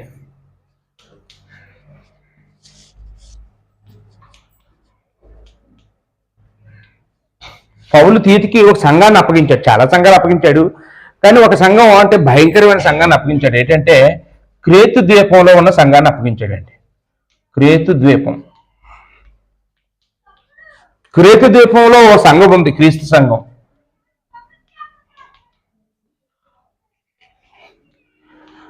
ఇక్కడ సంఘం ఎలా ఏర్పడిందంటే అపోస్తలుల కార్యాలు 2వ అధ్యాయంలోనే 17 దేశాల నుంచి యూదులు వచ్చి పేతురు దగ్గర వాక్యం విని 3000 మంది బాప్తిసం పొందారు కదా. ఆ 17 దేశాల్లో క్రేతీయులు కూడా ఉన్నారు. అంటే ఆ రోజే పేతురు గారి దగ్గర యెరూషలేములోకి ఆ పెంతెకొస్తు పండగ దినాన్న వచ్చిన వారిలో క్రేతీయులు యూదులు కూడా ఉన్నారు. వాళ్ళు ఇక్కడ బాప్తిసం పొందుకున్న వాళ్ళ ఊరిని సంఘం పెట్టేసుకున్నారు. పౌలు వెళ్ళి సంఘం పెట్టలేదు, కానీ వాళ్ళని బలపరచడానికి, వాళ్ళని తయారు చేయడానికి, ఆ సంఘాన్ని పటిష్టంగా ఉంచడానికి పౌలుకి ఆ విషయాలు తెలిసి, తీతు నువ్వైతేనే కరెక్ట్, ఆ ఊరికి నువ్వే వెళ్ళాలి ఆ ఊరికి అని చెప్పి తీతుని సెలెక్ట్ చేశాడండి. ఇప్పుడు మంచోళ్ళకి ఎవరైనా చెప్పగలరండి, మంచోళ్ళకి ఎవరైనా చెప్పగలరు. నేను మొన్న నర్సీపట్నం దగ్గర ఒక ఊరు వెళ్ళానండి, నూకాంధ్రపాలెం అని, సుబ్బారెడ్డిపేట పక్కనే, సుబ్బారెడ్డిపాలెం పక్కన ఉంటుందన్నమాట, బొడ్డుపల్లి లోపల. వాకింగ్ చెప్పడానికి పిలిచారు ఒక గృహప్రవేశం సందర్భంగా. వాళ్ళకి బోధకులు లేరండి, కానీ వాళ్ళు ఎంత ఆసక్తిగా ఉన్నారంటే అందరూ యవనస్తులు, ఒక 50 సంవత్సరాల లోపలి అందరూ కూడా చదువుకున్న వాళ్ళు, నోట్స్ పెన్ను పెట్టుకొని వాక్యం కోసం ఎదురు చూసేవాళ్ళు అనమాట. మంచి సామర్థ్యం ఉన్న బోధకులు లేరు. వాళ్ళు 2-3 దగ్గరికి వెళ్ళారట చర్చిలకి, కానీ వాళ్ళ జీవితాలు బాగలేదు, వాళ్ళు ఏమో నడిపింపు బాగలేదు, వాళ్ళ వాక్యం బాగలేదని వాళ్ళు ఏం చేయాలో అర్థం కాక బతుకుతున్నారండి. నేను వాక్యం చెప్పిన తర్వాత నా గొప్ప నేను చెప్పుకోవటం లేదు, నన్ను బోధకుడిగా ఉండిపోమన్నారు వాళ్ళు. శనివారం రాత్రికి వచ్చేయండి, మాకు రాత్రికి బైబిల్ క్లాస్ పెట్టండి, ఆదివారం ఉదయాన్నే వాక్యం చెప్పండి, మీకు 10,000 ఇస్తాం. ఉదయాన్నే మళ్ళీ వెళ్ళిపోండి, మళ్ళీ 9 గంటలకల్లా మీరు మీ ఊరు వెళ్ళిపోయి మీ సంఘాలు చూసుకోండి, 10,000 ఇస్తామని. వాక్యం వచ్చిందండి, మాకు ఇలా వాక్యం కావాలి, ఎలాంటి కావాలని. అప్పుడు ఇంటికి వచ్చాను, కానీ నాకు అవలా మరి 3 సంఘాలు ఎలాగా టైం చేసుకుంటాం. అప్పుడు ఏదో ఒక సంఘాన్ని రాత్రికి మార్చేసుకోవాల్సి వస్తుంది. మరి ఒక సంఘాన్ని 2 సంఘాలు అంటే చూసుకొని ఏదో చేయగలరు, రాత్రికి ఇంకో సంఘానికి వెళ్ళాలి. ఏ సంఘాన్ని రాత్రికి రమ్మంటే ఎవరు వచ్చే వాళ్ళు ఉన్నారు ఇక్కడ? నాకు 10,000 పోయినా పోగొట్టుకోగలరు, కానీ మీరు మాత్రం రాలేరు కదండి రాత్రిపూట రమ్మంటే. కాబట్టి ఆ ఛాన్స్ని ఒనీషియంకి ఇచ్చాను. బాబు నువ్వు వెళ్ళి చేసుకో చక్కగాను, నీకు కొద్దిగా ఇబ్బందులు ఉన్నాయి కదా. నాకు అంత మంచి సంఘం అని చెప్తే ఇలాంటి వాళ్ళకే వాక్యం చెప్పాలి అనే అంత మంచి, అందరూ ధనవంతులు, అందరూ ఉద్యోగాలు చేసుకునే వాళ్ళు, అందరూ చాలా డీసెంట్గా ఉండి ఇలా నోటు ఇలా చెప్పగానే చదివేస్తున్నారు బైబిల్. ఇలాగ ప్రశ్న ఇది చదవండి అంటే చదివేస్తున్నారు, పోటీగా ఉన్నారండి. అదండి ఆసక్తి. అంటే వాళ్ళు చూశాక నాకే కనువిప్పు కలిగిస్తుంది. నిజంగా నాకు ఇలాంటి సంఘం ఒకటి లేదు, ఎందుకు నాకు 3 ఉన్నాయని చెప్పుకోవడానికి తప్ప ఒక్క సంఘంలో కూడా ఇలాంటి వాడు ఒక్కడు లేడనిపించింది అండి. ఇక్కడ అలాంటి సంఘానికి ఎవరైనా చెప్తారు, నేను చెప్పడానికి చెప్తున్నాను. అంత మంచోళ్ళ దగ్గరికి ఏ బోధకుడికైనా వాళ్ళు రిసీవ్ చేసుకుంటారు. ఎంత మంచోడైనా వెళ్ళి అక్కడ చెప్పగలరు, ఎవరైనా చెప్పగలరు. చెడ్డోళ్ళ దగ్గరికి వెళ్ళి చెప్పమంటే చూద్దాం అండి. చెడ్డోళ్ళ దగ్గరికి వెళ్ళి చెప్పాలంటే చాలా ధైర్యవంతుడు కావాలి ఏమండి, చాలా ఓర్పున్నోడు కావాలి, చాలా సహనం ఉన్నోడు కావాలి, చాలా ప్రేమ ఉన్నవాడు వెళ్ళాలండి. అందుకని పౌలు అతని దగ్గరికి ఎవరిని పంపించాడంటే ఈ తీతుని పంపించాడండి. అలాంటి వాళ్ళ దగ్గరికి తీతుని పంపించాడండి. ఈ క్రేతు ద్వీపం అనేది, ద్వీపం అంటే ఏంటంటే చుట్టూ నీరుండి మధ్యలో దిబ్బలాగా ఊరుంటుంది కదా, దాన్ని ద్వీపం అంటారండి. ఆ చుట్టూ వాటరే, ఎటు వెళ్ళారు. ఇప్పుడు అండమాన్ జైలు అంటారు, చుట్టూ సముద్రం, మధ్యలోనూ పట్టణం. అలాంటిది అనమాట క్రేతు ద్వీపం కూడాను. ఇది మధ్యధర సముద్రంలో ఉన్నటువంటి ఊరు. ఆ పక్కన క్రేతు ద్వీపం చుట్టూ చిన్న చిన్న ఊర్లు ఉంటాయి. ఫెనిక్స్, క్లౌదా, లూసియా, సల్మోను అనే ఊర్లు ఉంటాయి. మ్యాప్లో మనం బైబిల్లో ఉన్న మ్యాప్లో చూస్తే క్రేతు ద్వీపం అనే దగ్గర చుట్టూ ఒక 4 ఊర్లు మనకి కనపడతాయండి. ఇప్పుడు మనం ఎవరికైనా ఒక సంఘాన్ని అప్పగిద్దామంటే, ఇప్పుడు నేను వెళ్ళిపోయి ఈ సంఘాన్ని ఎవరికైనా అప్పచెప్దామంటే చాలా భయం వేసేస్తుందండి. కారణం ఏంటంటే వాళ్ళు సరిగా వాకింగ్ చెప్తారో చెప్పరో, వాళ్ళు టైంకి వస్తారో రారో, ఎవరైనా ప్రార్థన పెట్టుకుంటే అక్కడ బాగా వాకింగ్ చెప్తారో చెప్పరో, అమ్మో అనేసి నేను సాధారణంగా నేను లేకుండా ఎవరికైనా అప్పచెప్పి వెళ్ళడానికి చాలా భయం. కారణం ఏంటంటే న్యాయం చేస్తారో చేయరో, న్యాయం చేస్తారో ఫెయిల్ అయిపోతుందో మీటింగ్ అని బాధపడిపోతుంటాం అండి. కానీ ఇక్కడ పౌలుకి అలాంటి భయాలు ఏం లేవండి. తీతుని పంపించి వాక్యం చెప్పడానికి అతను తెగించాడు. తీతు పత్రిక చూడండి, 1వ అధ్యాయంలో 12వ వచనం నుంచి 13వ వచనం వరకు ఆ క్రేతీ ద్వీపంలో ఉండే మనుషుల గురించి రాయబడింది. ఎలాంటి వాళ్ళట? వారిలో ఒకడు, అనగా వారి సొంత ప్రవక్తల్లో ఒకడు ఇట్లనెను, క్రేతీయులు ఎల్లప్పుడూ అబద్ధికులను, దుష్టమృగములను, సోమరులకు తిండిబోతులనై ఉన్నారు. ఈ సాక్ష్యం నిజమే. క్రేతు ద్వీపంలో ఉండే మనుషులు ఎలాంటి వాళ్ళటమ్మా? ఒకటి అబద్ధికులట, అంటే వాళ్ళు 5 పైసలకి అబద్ధం ఆడేస్తారు, 10 రూపాయలకి అబద్ధం ఆడేస్తారు, అబద్ధాలే ఆడతారు అందరూ. అంటే అబద్ధాలు ఏ ఊరిలో ఆడతారు బాబా? ఆ ప్రాంతానికి వెళ్తే క్రేతు ద్వీపంలో బాగా అబద్ధాలు ఆడతారండి అంటారు. అబద్ధాలు ఆడడానికి కూడా ఒక మాస్టర్ డిగ్రీ కలిగిన వాళ్ళు అనమాట వాళ్ళు. ఇంకా ఎలాంటి వాళ్ళట? వాళ్ళు దుష్టమృగాలు. దుష్టమృగాలు అంటే, మృగం అంటే తన ఆకలి తీర్చుకోవడం కోసం ఆ అవతల జంతువుని వేటాడి చంపేస్తుందండి. చంపేసి తన ఆకలి. వీళ్ళు కూడా ఎలాంటి వాళ్ళు అంటే ఎప్పుడు గొడవలు, ఎప్పుడు కేకలు, ఎప్పుడు సమస్యలు, ఎప్పుడు ఎదుటివారి మీద పడిపోతారు. ఏమండి, దుష్టమృగాలని వాళ్ళకి పేరు పెట్టాడండి. సోమరులు అంటే తెలుసు కదండి, కష్టపడి పని చేయలేని వాళ్ళండి. సోమరులు అంటే ఏ పనికి వెళ్ళరు, ఏ పని చేయరు. ఏదో పని చేయొచ్చు కదండి, చేతనైన పని చేయొచ్చు కదండి. మనిషి చేయలేని పనులు ఉంటాయి, చేయగలిగే పనులు ఉంటాయి. ఏమండి, ఆ పని చేయలేకపోవచ్చు, ఈ పని చేయొచ్చు కదా, ఏదో చేయొచ్చు కదా, నీకు వచ్చింది చేయొచ్చు కదా, చేయరండి. ఏ పని చేయని సోమరి అనే పేరు కూడా అలాంటి వాళ్ళకి మనం పెట్టుకోగలం. ఇంకొకటి ఏంటంటే, పని చేయకపోతే పని చేయకపోయారు, పోనీ ఏమైనా సైలెంట్గా కూర్చుంటారు, ఏదో ఉన్నకాడ తిని బతుకుతారా అంటే అలాంటి వాళ్ళు కాదటండి. వీళ్ళు తిండిపోతులు అంట. మళ్ళీ అసలే సోమరులు అంటే, సోమరతనం ఉన్న వాళ్ళు తిండిపోతులు కానీ అయితే ఇంకా అప్పులు కూడా అయిపోతారండి వాళ్ళు. కారణం ఏంటంటే తిండి ఎక్కడ తగ్గలేదు, ఖర్చు మాత్రం బీభత్సం, రాబడేమో ఏమీ లేదు. ఖర్చు విపరీతం, రాబడేమీ లేదు. కొంతమంది చూడండి తిండిపోతులు మనకు తెలిసిపోతుంటారండి. ఎవరైనా ప్రార్థన పిలిచారనుకోండి, ఏంటి భోజనాలు ఉన్నాయా అని అడుగుతారు. ముందే ఏంటండి, భోజనాలు ఉంటాయా ఉండవా? భోజనం లేకపోతే ఏమండి, ఆ మాట అడిగి వచ్చండి. మనం ఆ మాట అనకూడదండి. ఆ మాట అన్నామంటే మనం తిండిపోతులు అని మనం ఒప్పుకున్నట్టే. మనం ఎవరైనా ప్రార్థన పిలిస్తే వెళ్ళిపోవాలండి ప్రార్థనకి. ఏమంటే భోజనం పెట్టరండి వాక్యం చెప్పి ఆ భోజనం టైం దాకా ఉంచుకొని ఆకలితో పంపించేస్తారు ఎవరైనా దేవుని పిల్లల్ని చెప్పండి. కానీ అడిగేస్తారు కొంతమంది. ఏమండి కొంతమంది ఇవాళ మీటింగ్ అండి భలేగా ఉందండి అంటారండి. ఏటి భలేగా ఉంది? మంచి భోజనాలు పెట్టారన్నమాట, మంచి చికెన్, మంచి బిర్యానీ, మంచి బూర్లు అన్ని పెట్టారు, భలేగా ఉందండి ఇవాళ మీటింగ్ అంట. ఈ ఒక కూరగాయలో ఏదో గోంగూర వంకాయ కూర వండారనుకోండి, ఇవాళ ఏం ప్రార్థన అండి, ఎందుకని ఇలా ప్రార్థన పెట్టడం వేస్ట్, చేస్తున్నారు వేస్ట్, అనవసరంగా వచ్చాను. ఇవాళ అది వాక్యం కాదు, అలా కావాల్సింది ఏంటండి, అక్కడ మంచి భోజనం పెడితే ప్రార్థన భలే జరిగింది, నేను ఎక్కువ జనాలు వస్తే ప్రార్థన భలే జరిగింది. ప్రార్థన అంటే అక్కడ వాక్యమా ఈ జనాలా, వాక్యమా ఈ భోజనాలా? చూడండి, అంటే ఆ ఊరోళ్ళంట తిండిబోతులు, ఇంకెలాంటి దుష్టమృగాలు, ఏంటంటే సోమరోలు, అబద్ధికులు. బాబోయ్, ఇంకా ఒక్క మంచి లక్షణం ఉందా అంటే ఒక్కటి కూడా ఆ ఊరికి మంచి లేదు. అలాంటి ఊరికి మనం కానీ వెళ్తే చేస్తామండి అసలు. అమ్మ బాబోయ్, ఈ ప్రార్థన అంటే వీళ్ళందరూ భోజనాలు పెట్టాలి కాబట్టి ప్రార్థనే పెట్టుకోము. ఇంకా మనం ప్రార్థన భోజనాలు లేకుండా ప్రార్థన అంటే ఒక్కడు రాడనమాట. ఇంకా వాళ్ళు ఏంటండి, భోజనాలు లేవండి, ఏ లేవు, ప్రార్థన అంటే ఇప్పుడు వస్తున్నారు చెప్పండి, నిజం చెప్పండి అమ్మా. భోజనాలు ఉన్నాయంటే ఎక్కువ మంది ప్రార్థనకు వస్తున్నారా చర్చిలో? ఏ భోజనాలు లేవు, మామూలు వాకింగ్ చెప్పుకుని వెళ్ళిపోవాలంటే ఎక్కువ మంది వస్తారు? చెప్పండి, మీరే చెప్పండి. భోజనాలు ఉన్నారు చూడండి, ఇలా సన్నగా పిలిచిన వచ్చేస్తారండి. భోజనాలు లేవు, వారం రోజుల ముందు నుండి ప్రకటన చేసినా రారండి. ఏమండి కారణం ఏంటంటే మనం ఒప్పుకోగానే మనం కూడా తిండిపోతులు వినండి, మనం అంగీకరించం బయటికి, కానీ లోపల మనం కూడా క్రేతీలమే, మనం క్రేతీలమే. అలాంటి ఊరికి పౌలు తీతును పంపించాడండి.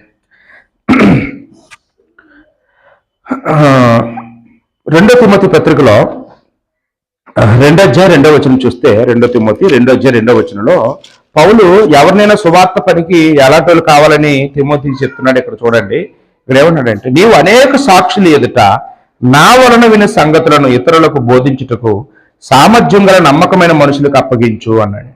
అంటే ఎవరినైనా సువార్థికుడిగా పెడితే ఏం చూడమన్నాడంటే పౌలు తిమోతితో చెప్తూ, సామర్థ్యం కలిగినటువంటి నమ్మకమైన వారు. సామర్థ్యం ఉండాలి, నమ్మకం ఉండాలి. వాళ్ళే బోధకులు, సామర్థ్యం లేకపోతే అన్నారు అనుకోండి, ఇంకా అక్కడ పోయినట్టేనండి. వాళ్ళు వినరండి, వాక్యం వినరు. అంటే అవతల వ్యక్తికి అర్థమయ్యే రీతిలో చెప్పగలిగే సామర్థ్యం, వాక్యంలో పట్టు ఉండాలండి. వాక్యంలో పట్టు ఉంటే దాని గురించి మాట్లాడగలుగుతారు. వాక్యంలో పట్టు లేనాడు ఏం చేస్తాడండి, అక్కడికి స్టేజ్ ఎక్కి గరగర ఉడికిపోతాడండి. ఒక మాట ఆడిపోయి ఒక మాట ఆడతాడు, అయిపోతాడు. అందువల్ల ఇప్పుడు ఏ పనికైనా ఎవరిని తీసుకెళ్తామండి, సామర్థ్యం ఉందలే కదా. లేకపోతే ముందు రోజు వచ్చిన వాళ్ళు అన్నాడు మానేమంటాం, ఎందుకులేమ్మా నీవు సరిగ్గా పని చేయలేదు వద్దులే అని. ఏమండి కాబట్టి అన్ని పనులకి సామర్థ్యం కావాలి. వాక్యం చెప్పడానికి సామర్థ్యం ఉండాలి, సామర్థ్యం ఉండాలి, నమ్మకత్వం ఉండాలండి. వస్తానన్న చోటుకు రావాలి, చేస్తానని చెయ్యాలి, ఇచ్చిన మాట తప్పకూడదు. ఈ సామర్థ్యం నమ్మకం ఉంటేనే అతన్ని నియమించు అన్నాడు. మరి ఇతరులకు ఆ మాట చెప్పాడు కదా. ఏమంటే మరి పౌలు అది అనుసరించడా తీతు విషయంలో? అంటే తీతు ఎలాంటి వాడని దీన్ని బట్టి అర్థమవుతుందండి. సామర్థ్యం ఉంది అతనికి, నమ్మకత్వం కూడా అతనిలో చూసేటండి. పౌలు అన్ని విషయాల మీద అవగాహన కలిగిన వాడిగా మనం ఇక్కడ చూస్తూ ఉన్నామండి. అన్ని విషయాల మీద అవగాహన కలిగిన వాడిగా ఉన్నాడు. ఇంకా మనం చూసినప్పుడు అసలు తీతుని ఎందుకు పంపించాడు పౌలు అంటే, అక్కడ సంఘ పెద్దలు నియమించాలని, సంఘ పెద్దలు నియమించడానికి పంపించాడండి. అంటే ఎందుకు వెళ్ళాలి అక్కడ ఆయన, ఎందుకు ఆ పని ఏంటంటే సంఘంలో పెద్దలను నియమించడానికి.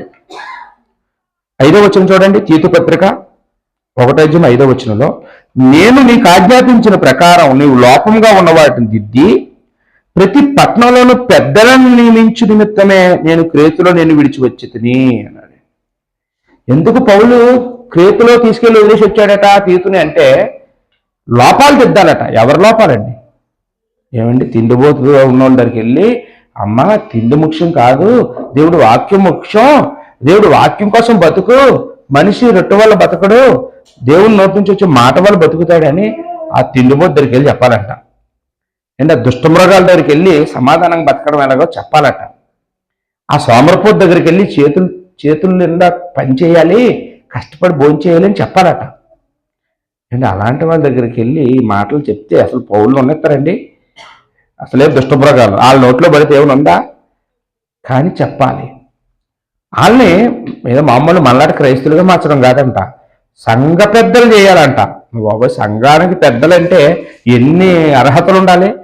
సంఘ పెద్దలుగా చేయాలంటే ఇప్పుడు ముందు సంఘ పెద్దకి అర్హతలు ఏటట్టు ఉన్నాయో ఇక్కడ మనం చూస్తాం. 1వ అధ్యాయంలోనే 6వ వచనం నుంచి 9వ వచనం వరకు సంఘ పెద్దల అర్హతలు 16 అర్హతలు ఉన్నాయండి. ఇక్కడ ఈ అర్హతలన్నీ కూడా బాబు మీరు కలిగి ఉండండి అని చెప్పాలి. అవన్నీ కలిగి ఉండాలంటే ముందు నువ్వు కలిగి ఉండి అంటారా అంటారు వాళ్ళు. ఏంటండి ఇప్పుడు నేనున్నాను ఫుల్ తాగేసి బాబు ఎవరు తాగకూడదని చెప్తుంటే ఊరుకుంటారా? నా మాట ఎవరైనా వింటారండి? నేనేమో భార్యను కొట్టేసి మీరు ఎవరు భార్యను కొట్టకండి అంటే ఏమైనా అర్థం ఉందా? ఏంటంటే నేను ఏదైతే జీవితం లేదో దాన్ని నేను చెప్తే ఎవరు అంగీకరించరు, ఆ మాట ఫలించదు. అంటే ఇతరులకి నేను ఏదైనా బోధిస్తే ముందు అది నేను అనుసరించిన వాడిగా ఉండాలి. రోమపత్రికలో ఆ మాట ఉంటుంది. రోమపత్రిక 2వ అధ్యాయంలో 21వ వచనం ఏముందంటే అక్కడ ఎదుటివారికి బోధించు నీవు బోధించుకునవా. అంటే మనం ఎదుటివారికి ఏదైనా బోధించగలుగుతున్నామంటే అది మనకి వర్తిస్తుంది. మనం పాటిస్తేనే ఇంకొకరికి చెప్పగలిగే సత్తా కూడా వస్తుంది. మనం చేయలేంది ఇంకొకరు చేయమంటే ఎవరు చేయరు, తిరగబడతారు. నువ్వు చేస్తున్నావా అని అడుగుతారు. అవునా కాదా అండి? అందువల్ల తీతుకి అలాంటి దుష్టమృగాల దగ్గరికి పంపించి వాళ్ళ సంఘ పెద్దలుగా చేసే అంటున్నాడంటే అవన్నీ ముందు ఎవరు కలిగి ఉండాలండి? తీతు వాళ్ళ ముందుని అవన్నీ చెయ్యాలి, అవన్నీ గైకొనాలి. అతను మంచిగా ప్రవర్తన వాళ్ళు చూసి ఒరే ఇతను జీవిస్తున్నాడు మనం ఎందుకు జీవించలేం అని వాళ్ళు కూడా జీవిస్తారనమాట. ఇది చాలా కష్టమైనటువంటి పని. తీతు పత్రికలోనే 2వ అధ్యాయము 15వ వచనం చూడండి. ఇక్కడ మామూలుగా బోధించమని చెప్తున్నాడా? చూడండి, బతిమలాడుకొని కాళ్ళు పట్టుకొని ఏమండి బట్టలు ఇచ్చి భోజనాలు పెట్టి బోధించమని చెప్పరా? ఎలా బోధించమన్నాడు చూడండి. వీటిని గూర్చి బోధించుచు హెచ్చరించుచు సంపూర్ణాధికారంతో దుర్బోధన ఖండించుచు ఉండుమో. ఎలాగేమన్నాడు? హెచ్చరించమన్నాడండి. హెచ్చరించు, బోధించు, ఖండించు. వాళ్ళు ఏదైనా తప్పు చేస్తే, తప్పుడు బాధ చేస్తే, తప్పుడు ప్రవర్తన కలిగి ఉంటే ఏం చేయమన్నాడమ్మా? ఖండించమన్నాడు. నీకు సంపూర్ణ అధికారంతో ఖండించు, మామూలు కాదు, సంపూర్ణ అధికారంతో బోధించు అని. అంటే ఇక్కడ ఎన్ని తీతికి ఎంత చక్కగా చెప్తున్నాడో మనం ఇక్కడ ఆలోచన చేస్తూ ఉన్నామండి. 2వ కొరింథీ పత్రికలో 2వ కొరింథీ 8వ అధ్యాయం 17వ వచనంలో ఇక్కడ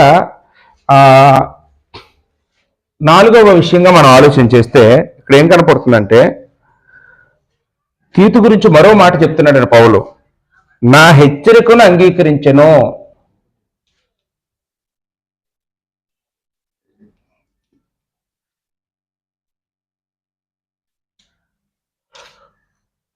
రెండో కొరింథీ 8వ అధ్యాయం 17వ వచనంలో ఏమంటున్నాడండి? అతడు నా హెచ్చరికను అంగీకరించెను అన్నాడు. అంటే పౌలు చెప్పేటటువంటి హెచ్చరికలు ఒక సందర్భంలో సువార్థికులకి కూడా చెప్తాడండి. మనుషులకే కాదు, అతని దగ్గర ఎవరైతే వాక్యం నేర్చుకున్నారో, అతను ఎవరికైతే వాక్యం నేర్పిస్తున్నాడో వాళ్ళని కూడా హెచ్చరిస్తాడు. అయితే కొంతమంది ఏం చేస్తారండి, మాకు అంత వాక్యం తెలుసు, మాకు చెప్తాడా, ఇంతమందిలో చెప్తాడా, మా పరువు పోయింది, మేము తలెత్తుకునే వాక్యం చెప్పొద్దా, మమ్మల్ని అలాగంటాడా, మమ్మల్ని ఇలాగంటాడా అని కొంతమంది ఎదురు తిరుగుతూ ఉంటారు. అని తీతు ఎలాంటి వాడటండి, అతను ఎంత వాక్యం వచ్చినా కానీ, అతను ఎంత వాక్యం నేర్చుకున్నా కానీ, పౌలు అతన్ని హెచ్చరించినప్పుడు, నా తండ్రే కదా నన్ను హెచ్చరించాడు, మా అన్నయ్య అయితే నన్ను హెచ్చరించడా, మా మేలుకోరే కదా మమ్మల్ని హెచ్చరించారు, మేలుకోరే స్నేహితుడు గాయాన్నైనా చేస్తారని బైబిల్లో ఉంది కదా అని కొంతమంది ఏం చేస్తారండి, హెచ్చరికకు లోబడతారండి. లోబడినోడే సంఘంలో నిలబడతాడు. ఏమండి కొంచెం కానీ లోపల హట్ అయితే ఏం చేస్తాడండి, కనపడ్డండి. లోబడినోడే కనపడతాడు, లోబడినోడు కనపడ్డు, ఇంకా అక్కడ ఉండడు. ఏమి సంఘాలు లేవా ఊళ్ళోనా, లేకపోతే ఇంకా దేశం మీద ఎక్కడ సంఘాలు లేవా, ఎక్కడో తిరిగిపోతానని పోతాడండి. కారణం ఏంటంటే హెచ్చరికను ఇష్టపడలేదు కాబట్టి. కానీ ఇక్కడ చూడండి, తీతు ఎటువంటి వాడట, పౌలు హెచ్చరిస్తే అతడు నా హెచ్చరికను అంగీకరించెను అన్నాడండి. అంటే పౌలు ఏమని హెచ్చరించుంటాడు? నాయనా, ఏ ఊరిని వెళ్ళరా కానీ ఆ కొరింథీకి వెళ్ళకరా అని అంటాడు. కొరింథీ మంచిది కాదు, ఆ కొరింథీలు నన్నే తిట్టారు, నన్ను అనుమానించారు, నన్నే డబ్బు మనిషి అన్నారు, వద్దు, వేస్ట్, వాళ్ళు మాత్రం వదిలేసాయి, నేను వాళ్ళ కోసం చాలా కాలం వేస్ట్ చేశాను, నువ్వు వెళ్ళకో అని ఉంటాడండి. కానీ తీతు ఏం చేస్తున్నాడంటే, లేదండి, ఆ ఊరంటే మీకు ఎంత అభిమానమో నాకు తెలుసు, మీరు ఎక్కడైతే మీకు వాళ్ళకి చెడ్డొచ్చిందో నేను దాన్ని వెళ్ళి బాగు చేస్తాను, మిమ్మల్ని సమాధాన పరుస్తాను, నేను వెళ్ళి వాళ్ళందరినీ మార్చేస్తాను, మంచి వాళ్ళుగా తయారు చేస్తానని ఇతను వెళ్తానంటున్నాడు. పౌలు వద్దంటున్నాడు, హెచ్చరిస్తున్నాడు, కానీ లోపడుతున్నాడు. కానీ ఇతను లోపల పౌలుకి వాళ్ళ మీద ఎలాంటి ప్రేమ ఉండేది, అలాంటి ప్రేమ ఈయనలో కనపడుతుంది. కొరింథీల విషయంలో పౌలుకి ఎలాంటి ప్రేమ ఉండేదో అలాంటి ప్రేమ ఎవరిలో కనపడుతుందండి? తీతులో కనపడుతుంది. తీతు ఏమో వెళ్తానంటున్నాడండి. 16 వచనం చూడండి. నీ విషయమై నాకు కలిగిన ఈ ఆసక్తిని తీతు హృదయంలో పుట్టించిన దేవుడికి స్తోత్రం. మీ విషయంలో నాకు ఎలాంటి ఆసక్తి ఉండేదో అలాంటి ఆసక్తిగో దేవుడు ఇతరులో పుట్టించాడు. ఇప్పుడు మీ విషయంలో విశేషమైన ఆసక్తి, మామూలు ఆసక్తి కాదు అండి. ఎలాంటి ఆసక్తి అంటండి? విశేషమైన ఆసక్తి కలవాడు. ఏంటి ఈరోజు మనకి అలాంటి ఆసక్తి ఉందంటారా? అలాంటి ఆసక్తి ఉందండి? మనల్ని ఎవరైనా హెచ్చరిస్తే స్వీకరించే గుణం మనకుందా? తిరగబడే గుణం మనకుందా? ఎవరికో ఆలోచించేద్దామండి. ఏమండి, ఒకళ్ళు ఈరోజు మనం డైరెక్ట్గా హెచ్చరించకపోవచ్చు. కొంతమంది డైరెక్ట్గా హెచ్చరిస్తే అసలు ఇంకేమైనా ఉందండి, డైరెక్ట్గా వచ్చి ఏమను అలా మాట్లాడేవంట తప్పు కదా, నీకు బుద్ధి ఉందా అని అంటే ఇంకేమైనా ఉందండి, ఇంకా ఆ రోజు లాస్ట్ డేట్ అయిపోద్ది. కానీ మనం ఏం చేస్తామంటే, అమ్మో అలాగంటే ఏమైపోతారని దేవుడు వాక్యాన్ని చూపించి, ఇదిగో వాక్యం ఇలా ఉంది, మనం అలా ఉండకూడదు, మనం మార్చుకుందాం అని అంటే అప్పుడు కూడా అట్టయిపోతారు కొందరు. ఏమండి, అమ్మ మా గురించి వాక్యం చెప్పారు, మా గురించి వాక్యం చెప్తారా మేము అనేసి అట్టయిపోతుంటారు. చాలా మందిని చూస్తుంటాం. ఏమండి, కానీ మనం అలా అవ్వకూడదండి. తీతుకి విశేషమైన ఆసక్తి ఉందన్నాడు. అక్కడే 16-17 వచనాల్లో మనం చూసినప్పుడు ఎటువంటి వాడటండి? విశేషమైన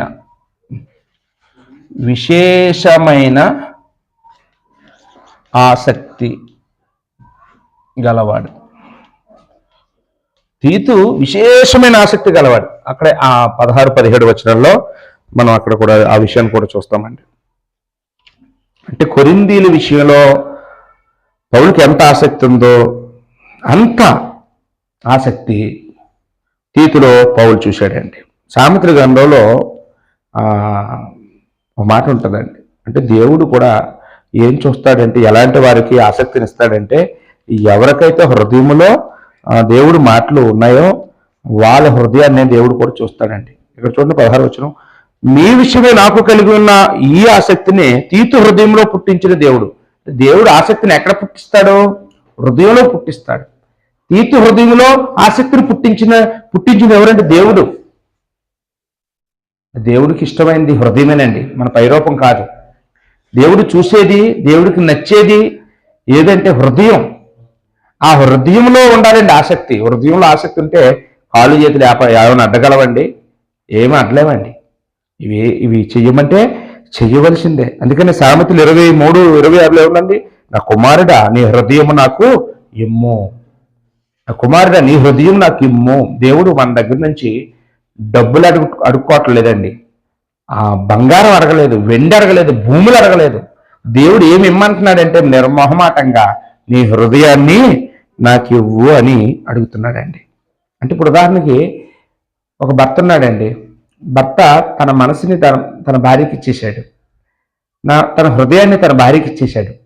తన మనసు నిండా తన భార్య ఉంది. ఇప్పుడు తన మనసే భార్యకి ఇచ్చేసినప్పుడు ఇంక ఉన్నయన్ని ఇవ్వడండి.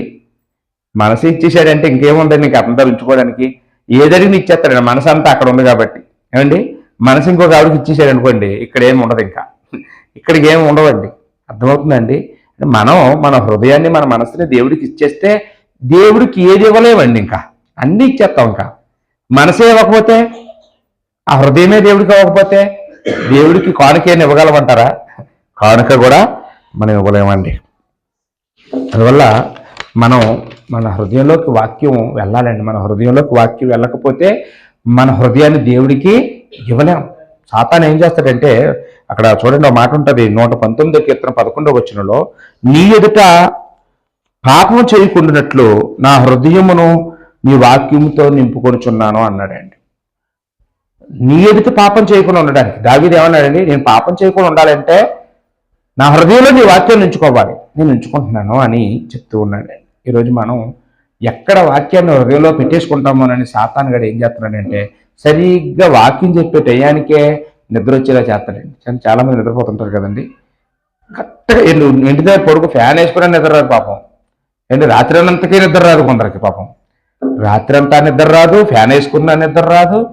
ఏంటండి చచ్చుకొత్తే నిద్ర వస్తుంది. ఇక్కడ ఉన్నది ఏంటి, ఇక్కడ ఏమైనా ఏసీ ఉందా, ఇక్కడ ఏమైనా ఏర్పాట్లు ఏమైనా చేసావా, పరుపులు ఏమైనా వేసావా అంటే ఇక్కడ ఏదీ లేదు. కానీ ఎందుకు నిద్ర ఇక్కడే వస్తుంది?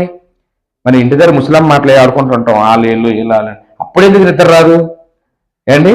ఎంతసేపు అయినా ఎన్ని గంటలైనా కాలు పీకేసి నడువు నొప్పెట్టిలా మాట్లాడుకున్నా కానీ అక్కడ అసలు నిద్ర రాదు. ఏంటి ఇక్కడ ఇలాగ వాక్యం వింటున్నారు అంటే టక్కన ఫోన్ వచ్చేస్తుందండి ఇక్కడికి. ఏంటి ఇక్కడ ఫోన్, ఇక్కడ వాక్యం ఎక్కడ ఈడేస్తాడు, ఎక్కడ మారిపోతాడని చెప్పి సాతాను ఆడి ప్రయత్నాలు ఆడు చేస్తూ ఉంటాడు. మనం ఏం చేయాలి తెలుసండి, మన ఫోన్ సైలెంట్లో పెట్టేయాలండి. ఇక్కడికి వచ్చినాన్ని ఇప్పుడు మన ఫోన్ సైలెంట్లో పెట్టేసుకుంటే సాతాను ఏం చేయగలండి, అమ్మ బాబోయ్ చాలా సిద్ధంగా ఉన్నాడు, ఈయన మార్చడం మన వల్ల కాదు అని వదిలిసిపోతాడు. మనం కానీ నేను రెడీగా ఉన్నాను, నువ్వు కాలితే నువ్వే బేగరా అని చెప్పి మనం సైలెంట్లో పెట్టకుండా ఉంచితే సాతాను ఏం చేస్తాడండి, ఎక్కడ నిద్ర పంపిస్తాడు, నిద్రపోలేదనుకో ఫోన్ పంపిస్తాడు ఏమండి, లేదా ఇంటి దగ్గర కొబ్బరి పంపిస్తాడు, ఏదో చేస్తాడండి మనం. కాబట్టి మనం దేవుడి యొక్క వాక్యాన్ని బాగా వినడానికి ప్రయత్నించేద్దామండి. టీవీ చూసినప్పుడు ఎవరికి నిద్ర వస్తుందండి? టీవీ చూసినప్పుడు ఇంకా ఎంత 2.5 గంటల సినిమా అయినా కానీ ఇంకా అలా చూసుకొని బ్రేక్ రాకుండా ఇంకా చూపించేది మంచిది అనుకుంటారు. వీళ్ళు బ్రేక్ కూడా ఉండకూడదు, అలా గ్యాప్ లేకుండా చూసేయాలనుకుంటారండి.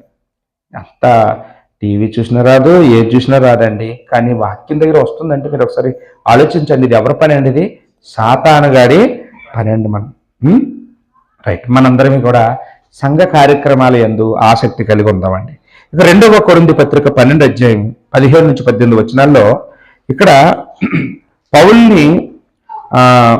పౌలు తీతు గురించి ఒక మాట చెప్పాడండి. 2వ కొరింథీ 12 అధ్యాయం 17 వచనం అండి. 2వ కొరింథీ 12:17 వచనం. నేను మీ ఎద్దుకు పంపిన వారిలో ఎవన వలనైనను మిమ్మల్ని మోసపుచ్చి ఆర్జించుకుంటున్నా అంటే పౌలు నేనేదైనా మీ దగ్గరికి వచ్చి ఆర్జించుకున్నానా అని ప్రశ్నిస్తున్నాడండి. కొరింథీయులు ఏమని ప్రశ్నిస్తున్నాడండి, నేను మీ దగ్గరికి చాలా మందిని పంపించాను, నేను పంపించిన వారి వల్ల నేను ఏదైనా కూడబెట్టుకున్నానా అని ప్రశ్నిస్తున్నాడండి. మీ ఎద్దుకు వెళ్ళుటకు తీతుని హెచ్చరించి అతనితో కూడా ఒక సహోదరుని పంపితిని. తీతు మిమ్మల్ని మోసపుచ్చి ఏమైనా ఆర్జించుకునేనా? తీతు ఏమైనా పోనీ మీ దగ్గర తీతుని పంపించాను, తీతు ఏమైనా ఆర్జించుకున్నాడా? మిమ్మల్ని ఏమైనా మోసం చేశాడా? అతను అలాంటి కాదు, చచ్చని చచ్చిపోతాడు కానీ మిమ్మల్ని మోసం చేసి ఏది కూడబెట్టుకోడు అని చెప్తున్నాడండి పౌలు. మేము ఒక్క ఆత్మ వల్లనే ఒక్క అడుగు జాడలు ఏందో నడుచుకోలేదా? మేము ఒక్క ఆత్మ ఏందో నడుచుకోలేదా? అంటే ఒక్క పరిశుద్ధాత్మ కలిగి మేము బ్రతకలేదా? నేను ఒక ఆత్మని, అతను ఒక ఆత్మ కాదు, ఇద్దరం కలిపి ఒకే ఆత్మతో నడవబడ్డాం. అంటే ఎవరండి ఆత్మ? పరిశుద్ధాత్మ. మేమిద్దరం కలిపి ఒక్క అడుగు జాడల్లోనే నడిచాం. ఎవరండి ఒక్క అడుగు? ఎవరిదండి అడుగు? యేసుప్రభు అడుగు జాడల్లో. పౌలు ఏ అడుగు జాడల్లో నడిచాడు? యేసుప్రభు అడుగు జాడల్లో నడిచాడు. తీతు ఏ అడుగు జాడల్లో నడిచాడు? యేసుప్రభు అడుగు జాడల్లో అండి. అలాంటి వాడు అండి అంటున్నాడు. అంటే తీతు గురించి సాక్ష్యం ఏంటండి ఇక్కడ? ఎవరి దగ్గర ఏది ఆశించలేనోడని అర్థం అండి. ఎవరి దగ్గర ఏది ఆశించనివాడు. నాకు పలాంత కావాలి, నాకు ఇస్తారా ఎవరా అని కూర్చోలేదండి అన్నాడును. ఏది అడుక్కోలేదండి. ఇప్పుడు కొంతమంది ఉంటారండి, బండి కొనుక్కున్నారు అనుకోండి, ఎవరైనా బాబు నాకు బండి కొనకూడదు, మరి నాకు ఒకటే, మీరు బండి మీద తిరుగుతారు, నాకు బండి వద్దా సవార్తకి అని అడిగేసుకుంటారండి. మంచం కొనుక్కున్నారు అనుకోండి, మాకైతే మంచం, మరి మీరు కొనుక్కుంటున్నారు, మాకు కూడా ఏమో మంచం మీద అందరూ కూడి కొనియండి ఒక మంచం అని అంటారండి. అంటే ఎవరు ఏది కొనుక్కో, టీవీ కొనుక్కుంటే మాకు టీవీ ఇచ్చేయండి అంటారు. ఏదో ఒకటండి, ఇంకా సంఘాన్ని బుర్ర తినేసి వదిలేకుంటారు చాలామంది, మోసగాళ్ళండి. కానీ ఇక్కడ తీతు ఎలాంటి వాడటండి, ఏది ఆశించలేదటండి. వాళ్ళు మోసం చేసి ఏది ఆశించలేదు, ఏది వాళ్ళు ఇమ్మని. ఏంటి ఎప్పుడైనా కొన్ని యథార్థంగా మాట్లాడుకున్నాం, నేను ఎప్పుడైనా నాకు పలాంది కొనండి అమ్మా నేను ఎప్పుడైనా మిమ్మల్ని అడిగానండి, నేను పలాంది కొనుక్కుంటున్నాను మీరు అందరూ డబ్బులు కూడా ఇవ్వండి నేను ఎప్పుడైనా అడిగానండి? మీకు ఇష్టమైనంత మీకు వద్దిల్ని కొద్ది మీకు దేవుడిచ్చింది అన్న సంచిలో వేసింది పట్టుకెళ్తున్నాను కానీ నాకు ఎంత కావాలి నాకు సాలటం లేదు అని కానీ నేను పలానా వస్తువు కొనుక్కుంటున్నాను నాకు డబ్బులు కావాలని మిమ్మల్ని ఎప్పుడైనా దేనికైనా అడిగానా? ఏంటండి, ఎప్పుడూ అలాంటి పని చేస్తే అది వాక్యానుసారం కాదండి. వాక్యానుసారం అంటే వాక్యం చెప్పడం అంటే బతకడం కోసం కడుపు నింపుకోవడం కోసం చెప్పే అది కాదండి. దేవుడి కోసం చెప్పడం త్యాగం అండి. వాక్యం చెప్పడం అంటే త్యాగం. లోపల ఎన్నో పనులు ఉన్నాయి, ఏ పనికి వెళ్ళినా 10,000 20,000 ఇస్తారు, ఇక్కడ 300 200 వస్తుంది. కానీ దీనికోసం ఎందుకు ఈ బతకడం అంటే ఇక్కడ డబ్బులు కూడబెట్టుకోవడం కోసం కాదు, దేవుడు మనకి ప్రతిఫలాన్ని పరలోకంలో ఇస్తాడు కాబట్టి. తీతు కూడా అలాంటి వాడటండి. అందువల్ల ఇప్పుడు తీతు రాక వల్ల ఎలా ఆదరించబడ్డాడో చూడండి. ఒకసారి ఒక మాట చదువుకొని మనం ముగించుకుందాం. 2 కొరింథీ 7వ అధ్యాయంలో. ఇప్పుడు ఇందాక వస్తానన్నాడు కదా, రాలేదు కదండి.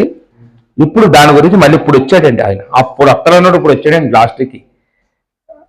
2 కొరింథీ 7వ అధ్యాయము 5వ వచనం నుంచి, మేము మాసిదోనియాకు వచ్చినప్పుడు మా శరీరం ఏమాత్రం విశ్రాంతి పొందలేదు. పాపం పౌలేమో ఈ త్రోయిలో ఉండి ఎదురు చూశాడు, ఇతను రాలేదని చెప్పి మాసిదోనియాకి వెళ్ళిపోయాడు పౌలు.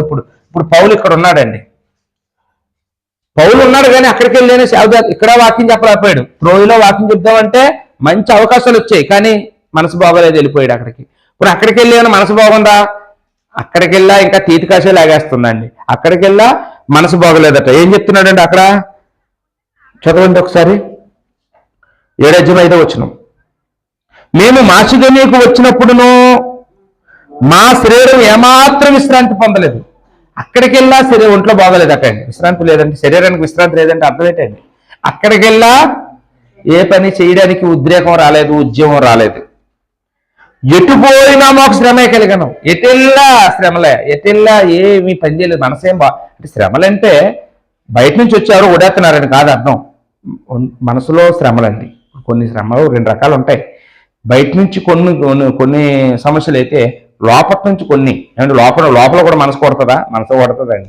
నేను అనుకున్న పనులు అవ్వకపోయినప్పుడు మనలో మనకి సమాధానం ఉండదు. అండి ఏ పని పట్టుకుంటే ఆ పని అవ్వట్లేదు, ఆ పని అయ్యేదాకా ఏ పని చేయబుద్ధి లేదు మనకి. ఇక్కడ పౌలుకి కూడా అలాంటి అనుభవం అండి. వెలుపట పోరాటములు లోపట భయములు ఉండెను. బయటికేమో గట్టిగా మాట్లాడేస్తున్నాడు, అందరితో బెదిరిస్తున్నాడు. లోపల ఎలా ఉన్నాడు పౌలు? భయంగా మనం అంతే. వెలుపుటేమో పోరాడుతున్నాడట అందరితో, లోపలేమో భయంగా ఉన్నాడు. ఎందుకు భయం? తీతి వస్తే భయం పోద్ది. ఆ తీతి రాకపోయినంత వరకు లోపల పైకేదో గంభీరంగా ఉన్నాడట, కానీ పౌలు లోపల ఎలా ఉన్నాడంటే భయపడిపోతున్నాడట. ఎప్పుడేమైపోతుందో అసలు తీతికి ఏమైపోయిందో, ఆ కొరింథీయులు ఎలా ఉన్నారు అని భయపడిపోతున్నాడట. అలాంటి పరిస్థితుల్లో 6వ వచనం, ఆయనను దీనులను ఆదరించు దేవుడు తీతు రాక వలన మమ్ములు ఆదరించెను. దీనులను ఆదరించే దేవుడి గురించి గొప్ప మాట చెప్పాడండి. మనం ఇలాంటి పదాలు ప్రార్థనలో వాడాలి. దీనులను ఆదరించే దేవుడు ఎవరమ్మా? దీనులను ఆదరించే దేవుడు ఎప్పుడు కూడా ఎవరైతే దేవుడి విషయంలో ఆదరణ కోల్పోతారో, దేవుడి విషయంలో ధైర్యాన్ని కోల్పోతారో, దేవుడి విషయంలో సమాధానం లేకుండా బతుకుతారో, అలాంటి వాళ్ళకి దేవుడిని పట్టుకుని ఉన్నావు కానీ నీకు సమాధానం లేదు. ఖచ్చితంగా ఒక రోజు నీకు సమాధానం వస్తుంది. నువ్వు దేవుని కలిగి ఉన్నావు, నువ్వు భయపడుతూ బతుకుతున్నావు, నీకు ఖచ్చితంగా దేవుడు ఒక రోజు నిన్ను ఆదరిస్తాడని చెప్పడానికి వచ్చినమండి. చూడండి, ఇక్కడ దీనులను ఆదరించే దేవుడు తీతు రాక వలన మమ్మును ఆదరించెను. తీతు ఇలా వచ్చాడట ఎక్కడికి వచ్చేసాడు? ఇప్పుడు మాసిదోనియాకు వచ్చేసాడండి. ఇక్కడికి వచ్చేసాడు. ఇక్కడికి వస్తానన్నాడు, వెళ్ళలేదు. కానీ పౌలు ఇక్కడ నుంచి ఇక్కడికి వచ్చేసాడు. ఇప్పుడు తీతు ఇక్కడ నుంచి మాసిదోనియాకు వచ్చాడట.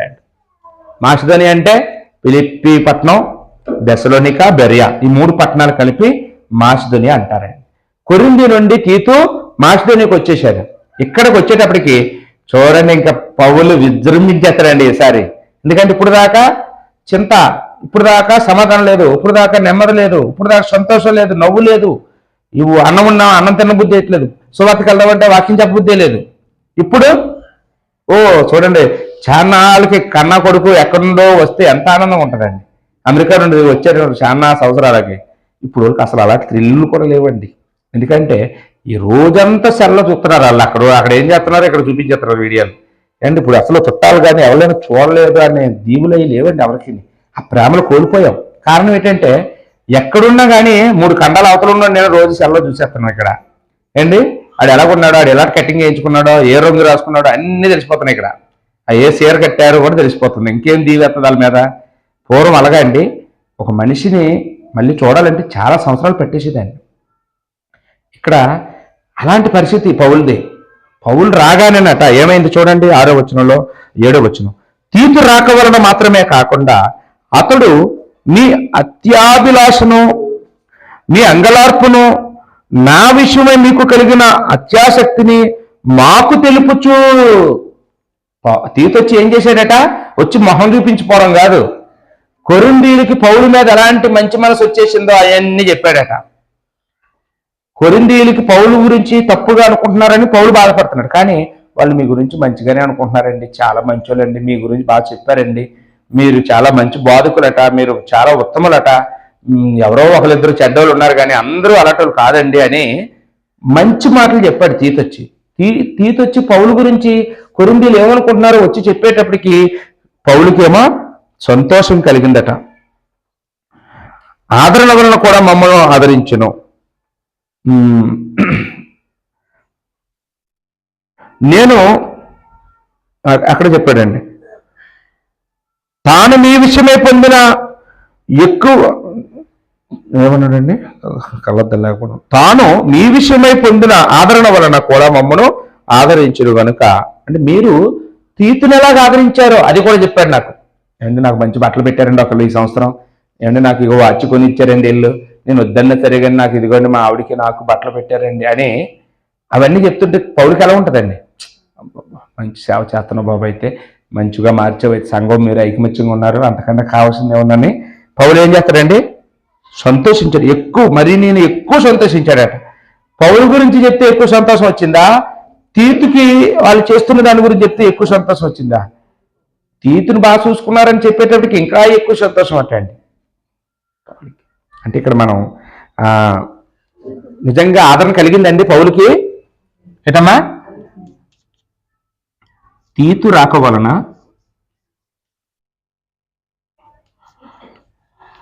ఆదరణ పొందితుని పౌలు చెప్తున్నాడండి, నేను తీతు రాక వల్ల ఆదరణ పొందాను. 2వ కొరింథీ 7వ అధ్యాయము 5 నుంచి 6 వచనాల్లో మనం ఆ సంగతిని ఆలోచన చేస్తూ ఉన్నామండి. 7వ అధ్యాయం 13వ వచనంలో కూడా మాట ఉంటుంది.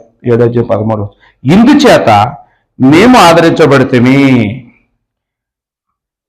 కాబట్టి అంతేకాదు, మాకు ఈ ఆదరణ కలిగినప్పుడు తీతు యొక్క ఆత్మ మీ అందరి వలన విశ్రాంతి పొందినందున అతని సంతోషమును చూచి మరి ఎక్కువగా మేము సంతోషించుతాము. అంటే తీతు రావడం వల్ల, కొరింథీయుల గురించి చెప్పడం వల్ల పౌలు ఆనందించాడు, సంతోషించాడు, తీతు ఆనందించాడు, తీతు సంతోషించాడండి. అంటే ఇప్పుడు ఈరోజు ఇక్కడ మనం నేర్చుకోవాల్సిన నీతి ఏంటంటేనండి, మన వల్ల ఒకరు సంతోషించాలి, మన వల్ల ఒకరు బాధపడకూడదు, మన వల్ల ఒకరు ఆనందించాలండి, మన మూలంగా ఎవరు కూడా బాధపడకూడదు. మనం సంఘంలో గలిబిలి చేసేవారుగా ఉండకూడదండి, ఆందోళన రప్పించేవారుగా ఉండాలి. మనం వచ్చామంటే ఆనందం ఉండాలండి సంఘానికి, మనం ఉన్నామంటే ఒక ఆనందం, మనం గురించి మాట్లాడుకుంటే సంతోషం, మన వార్త మనం అడుగుపెట్టిన దగ్గర సమాధానం, మనం ఎక్కడుంటామో అక్కడ ఆదరణ కలిగే విధంగా మనం ఒక క్రైస్తవుడు అలా ఉండాలండి. ఈరోజు అలాంటి వాతావరణాలు చాలా చోట్ల కనపడలేదండి. ఎక్కడ చూసినా సువార్థికులకి సంఘాలకి పడటం లేదండి. ఎక్కడ చూసినా గొడవలు, ఎక్కడ చూసినా ఏదో సమస్యలు, ఎక్కడ చూసినా ఏదో అల్లర్లు అండి.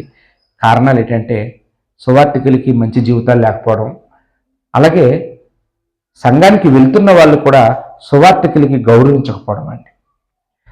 ఇద్దరిలోనూ లోపాలు ఉంటాయి. మనం ఈ వాక్యాలన్నీ ఎందుకు చదువుకున్నామంటే ఇంత టైం పెట్టుకొని మనం బతికితే పౌల్లా బతకాలి సువార్థికుడు. సంఘస్థులు ఎలా బ్రతకాలంటే నమ్మకమైన వారిగా ఒక తీతులాగా బ్రతకాలండి. ఏ సువార్థికుడైనా అతని దగ్గరికి వస్తున్న కుటుంబాలు చల్లగా ఉండాలనే రోజు ప్రార్థన చేస్తాడు. ఎందుకంటే వాళ్ళు సంతోషంగా ఉంటే ఇతను సంతోషంగా ఉంటాడు కాబట్టి. వాళ్ళు దుఃఖంలో ఉంటే, వాళ్ళకి నష్టాలు జరిగితే, వాళ్ళకి కష్టాలు వస్తే ఇతనికి ఆనందం ఉండదు. ఏమండి, మన సంఘంలో ఎవరైనా కేజీహెచ్ హాస్పిటల్ ఉన్నారనుకోండి, మన సంఘానికి ఆనందం ఉంటుందండి. మన సంఘంలో ఉన్న వాళ్ళకి ₹1,00,00,000 లాటరీ పలికింది, మనకు ఆనందం కాదండి. మనకు ఆనందమే, ఎందుకంటే అప్పని ఇస్తారు కావాలంటే. అంటే మన సంఘంలో ఉన్న వాళ్ళు బాగుపడితే మనం బాగుపడినట్టే. మన సంఘంలో ఉన్న వాళ్ళు బాధపడితే ఇప్పుడు మనందరం ఒక శరీరంలో అవయవాలం కదండి. ఒక కాలు ముళ్ళు గుచ్చుకుంటే కళ్ళు నీళ్ళు రావట్లేదా? మనందరం ఒక అవయవాలం, మనందరము కలిసిమెలిసి ఉండాలండి. సువార్థికుడిని కూడా అలాగే గౌరవించాలి. ఎందుకంటే మనం ఇంట్లో చిన్న ప్రార్థన పెట్టినా వస్తాడండి, ఎవరు రాపోయినా. మన ఇంట్లో బిడ్డ పుట్టినా వస్తాడండి, మన ఇంట్లో బిడ్డకు పేరు పెట్టినా వస్తాడండి, పుట్టినరోజు చేసిన వస్తాడండి, పెళ్లి రోజు చేసిన వస్తాడండి, ఇంట్లో ఎవరికైనా జ్ఞాపకార్థ కూడా ఎవరు రాపోయినా సువార్థికుడు వస్తాడండి. సువార్థికుడు నీతో ఎంతవరకు ఉంటాడంటే నువ్వు చచ్చిపోయి నిన్ను మట్టిలో పెట్టే వరకు నీతో ఉంటాడండి. ఎవరైనా వదిలిసిపోతారేమో నిన్ను, కానీ సువార్థికుడు విడిచిపెట్టాడండి. అలాంటి సువార్థికుడిని మనం ఎంత గౌరవించాలండి. అలాంటి సువార్థికుడి మీద మనం చెడుగా ఆలోచన చేసుకోవచ్చా? అలాంటి సువార్థికుడిని మనం ద్వేషించవచ్చా, పగపెట్టవచ్చా? అసలు ఆలోచన చేయండి. ఏంటండి, ఒక సువార్థికుడి జీవితం బాగుపోతే ఖచ్చితంగా మాట్లాడచ్చు. కానీ సువార్థికుడు మనల్ని హెచ్చరించినప్పుడు కానీ, మన లోపాలు చెప్పినప్పుడు కానీ మనం ఎదిరిస్తే మనకే నష్టం అండి, మనమే పాడు చేసుకుంటామండి. కాబట్టి తీతు గురించి ఎన్ని మాటలు నేర్చుకున్నామండి? 8 మాటలు నేర్చుకున్నాం. ప్రారంభం నుండి పౌలుతో ఉన్నవాడు. ఎప్పటి వరకు ఉన్నాడండి పౌలుతోని? ప్రారంభం అంటే మొదటి ప్రయాణంలోనే పౌలు తీతు కలుసుకున్నారు. చివరి వరకు ఉన్నాడు. అంటే 2 తిమోతి పత్రిక 4వ అధ్యాయంలో అక్కడ పౌలు రాసిన ఆఖరి పత్రిక అండి 2 తిమోతి పత్రిక. అంటే పౌలు రాసినటువంటి ఆఖరి పత్రిక 10వ వచనం చూడండి. 4వ అధ్యాయం 10వ వచనంలో, దేమా యెహోలోకాన్ని స్నేహించి నన్ను విడిచి వెళ్ళిపోయినో, క్రెస్కే గలతీకు తీతు దల్మయతుకు వెళ్ళిరి అన్నాడు. అంటే తీతు ఉన్నాడా? ఉన్నాడు. ఎక్కడికి వెళ్ళాడు? దల్మతి అనే ఒక ప్రాంతానికి మళ్ళా సువార్త చేయడానికి వెళ్ళాడు. కానీ ఒకడు మాత్రం యెహోలోకాన్ని స్నేహించిపోయాడు, కానీ ఉన్న వాళ్ళందరూ సువార్త పనిలో ఉన్నారు. అంటే పౌలుతో మొట్టమొదట సువార్త ప్రయాణం చేసినప్పటి నుండి పౌలు చచ్చిపోయే వరకు కూడా పౌలును వదలకుండా ఉన్నవాడు తీతండి. ఇంకా రెండోది ఏంటండి? నా సహోదరుడు అన్నాడు. తర్వాత నా పాలివాడు, నా జతపడివాడు, సంఘానికి దూత, క్రీస్తుకు మహిమ అని ఇలాంటి పేర్లు చెప్పాడండి. నా నిజమైన కుమారుడు అన్నాడు. ఇంకేమన్నాడండి? క్రేతు ద్వీపంలో సువార్థికుడిగా పనిచేశాడండి. అంటే సామర్థ్యం ఉంది, లేఖనాల మీద పట్టున్నవాడు, లోపాలు దిద్దగలవాడు, సంఘ పెద్దల్ని నియమించి వాళ్ళని తప్పు చేస్తే ఖండించగలిగిన వాడు. అలాంటి గొప్ప వాడుగా ఉన్నాడు. ఇంకేంటండి? నా హెచ్చరికకు లోబడిన వాడు.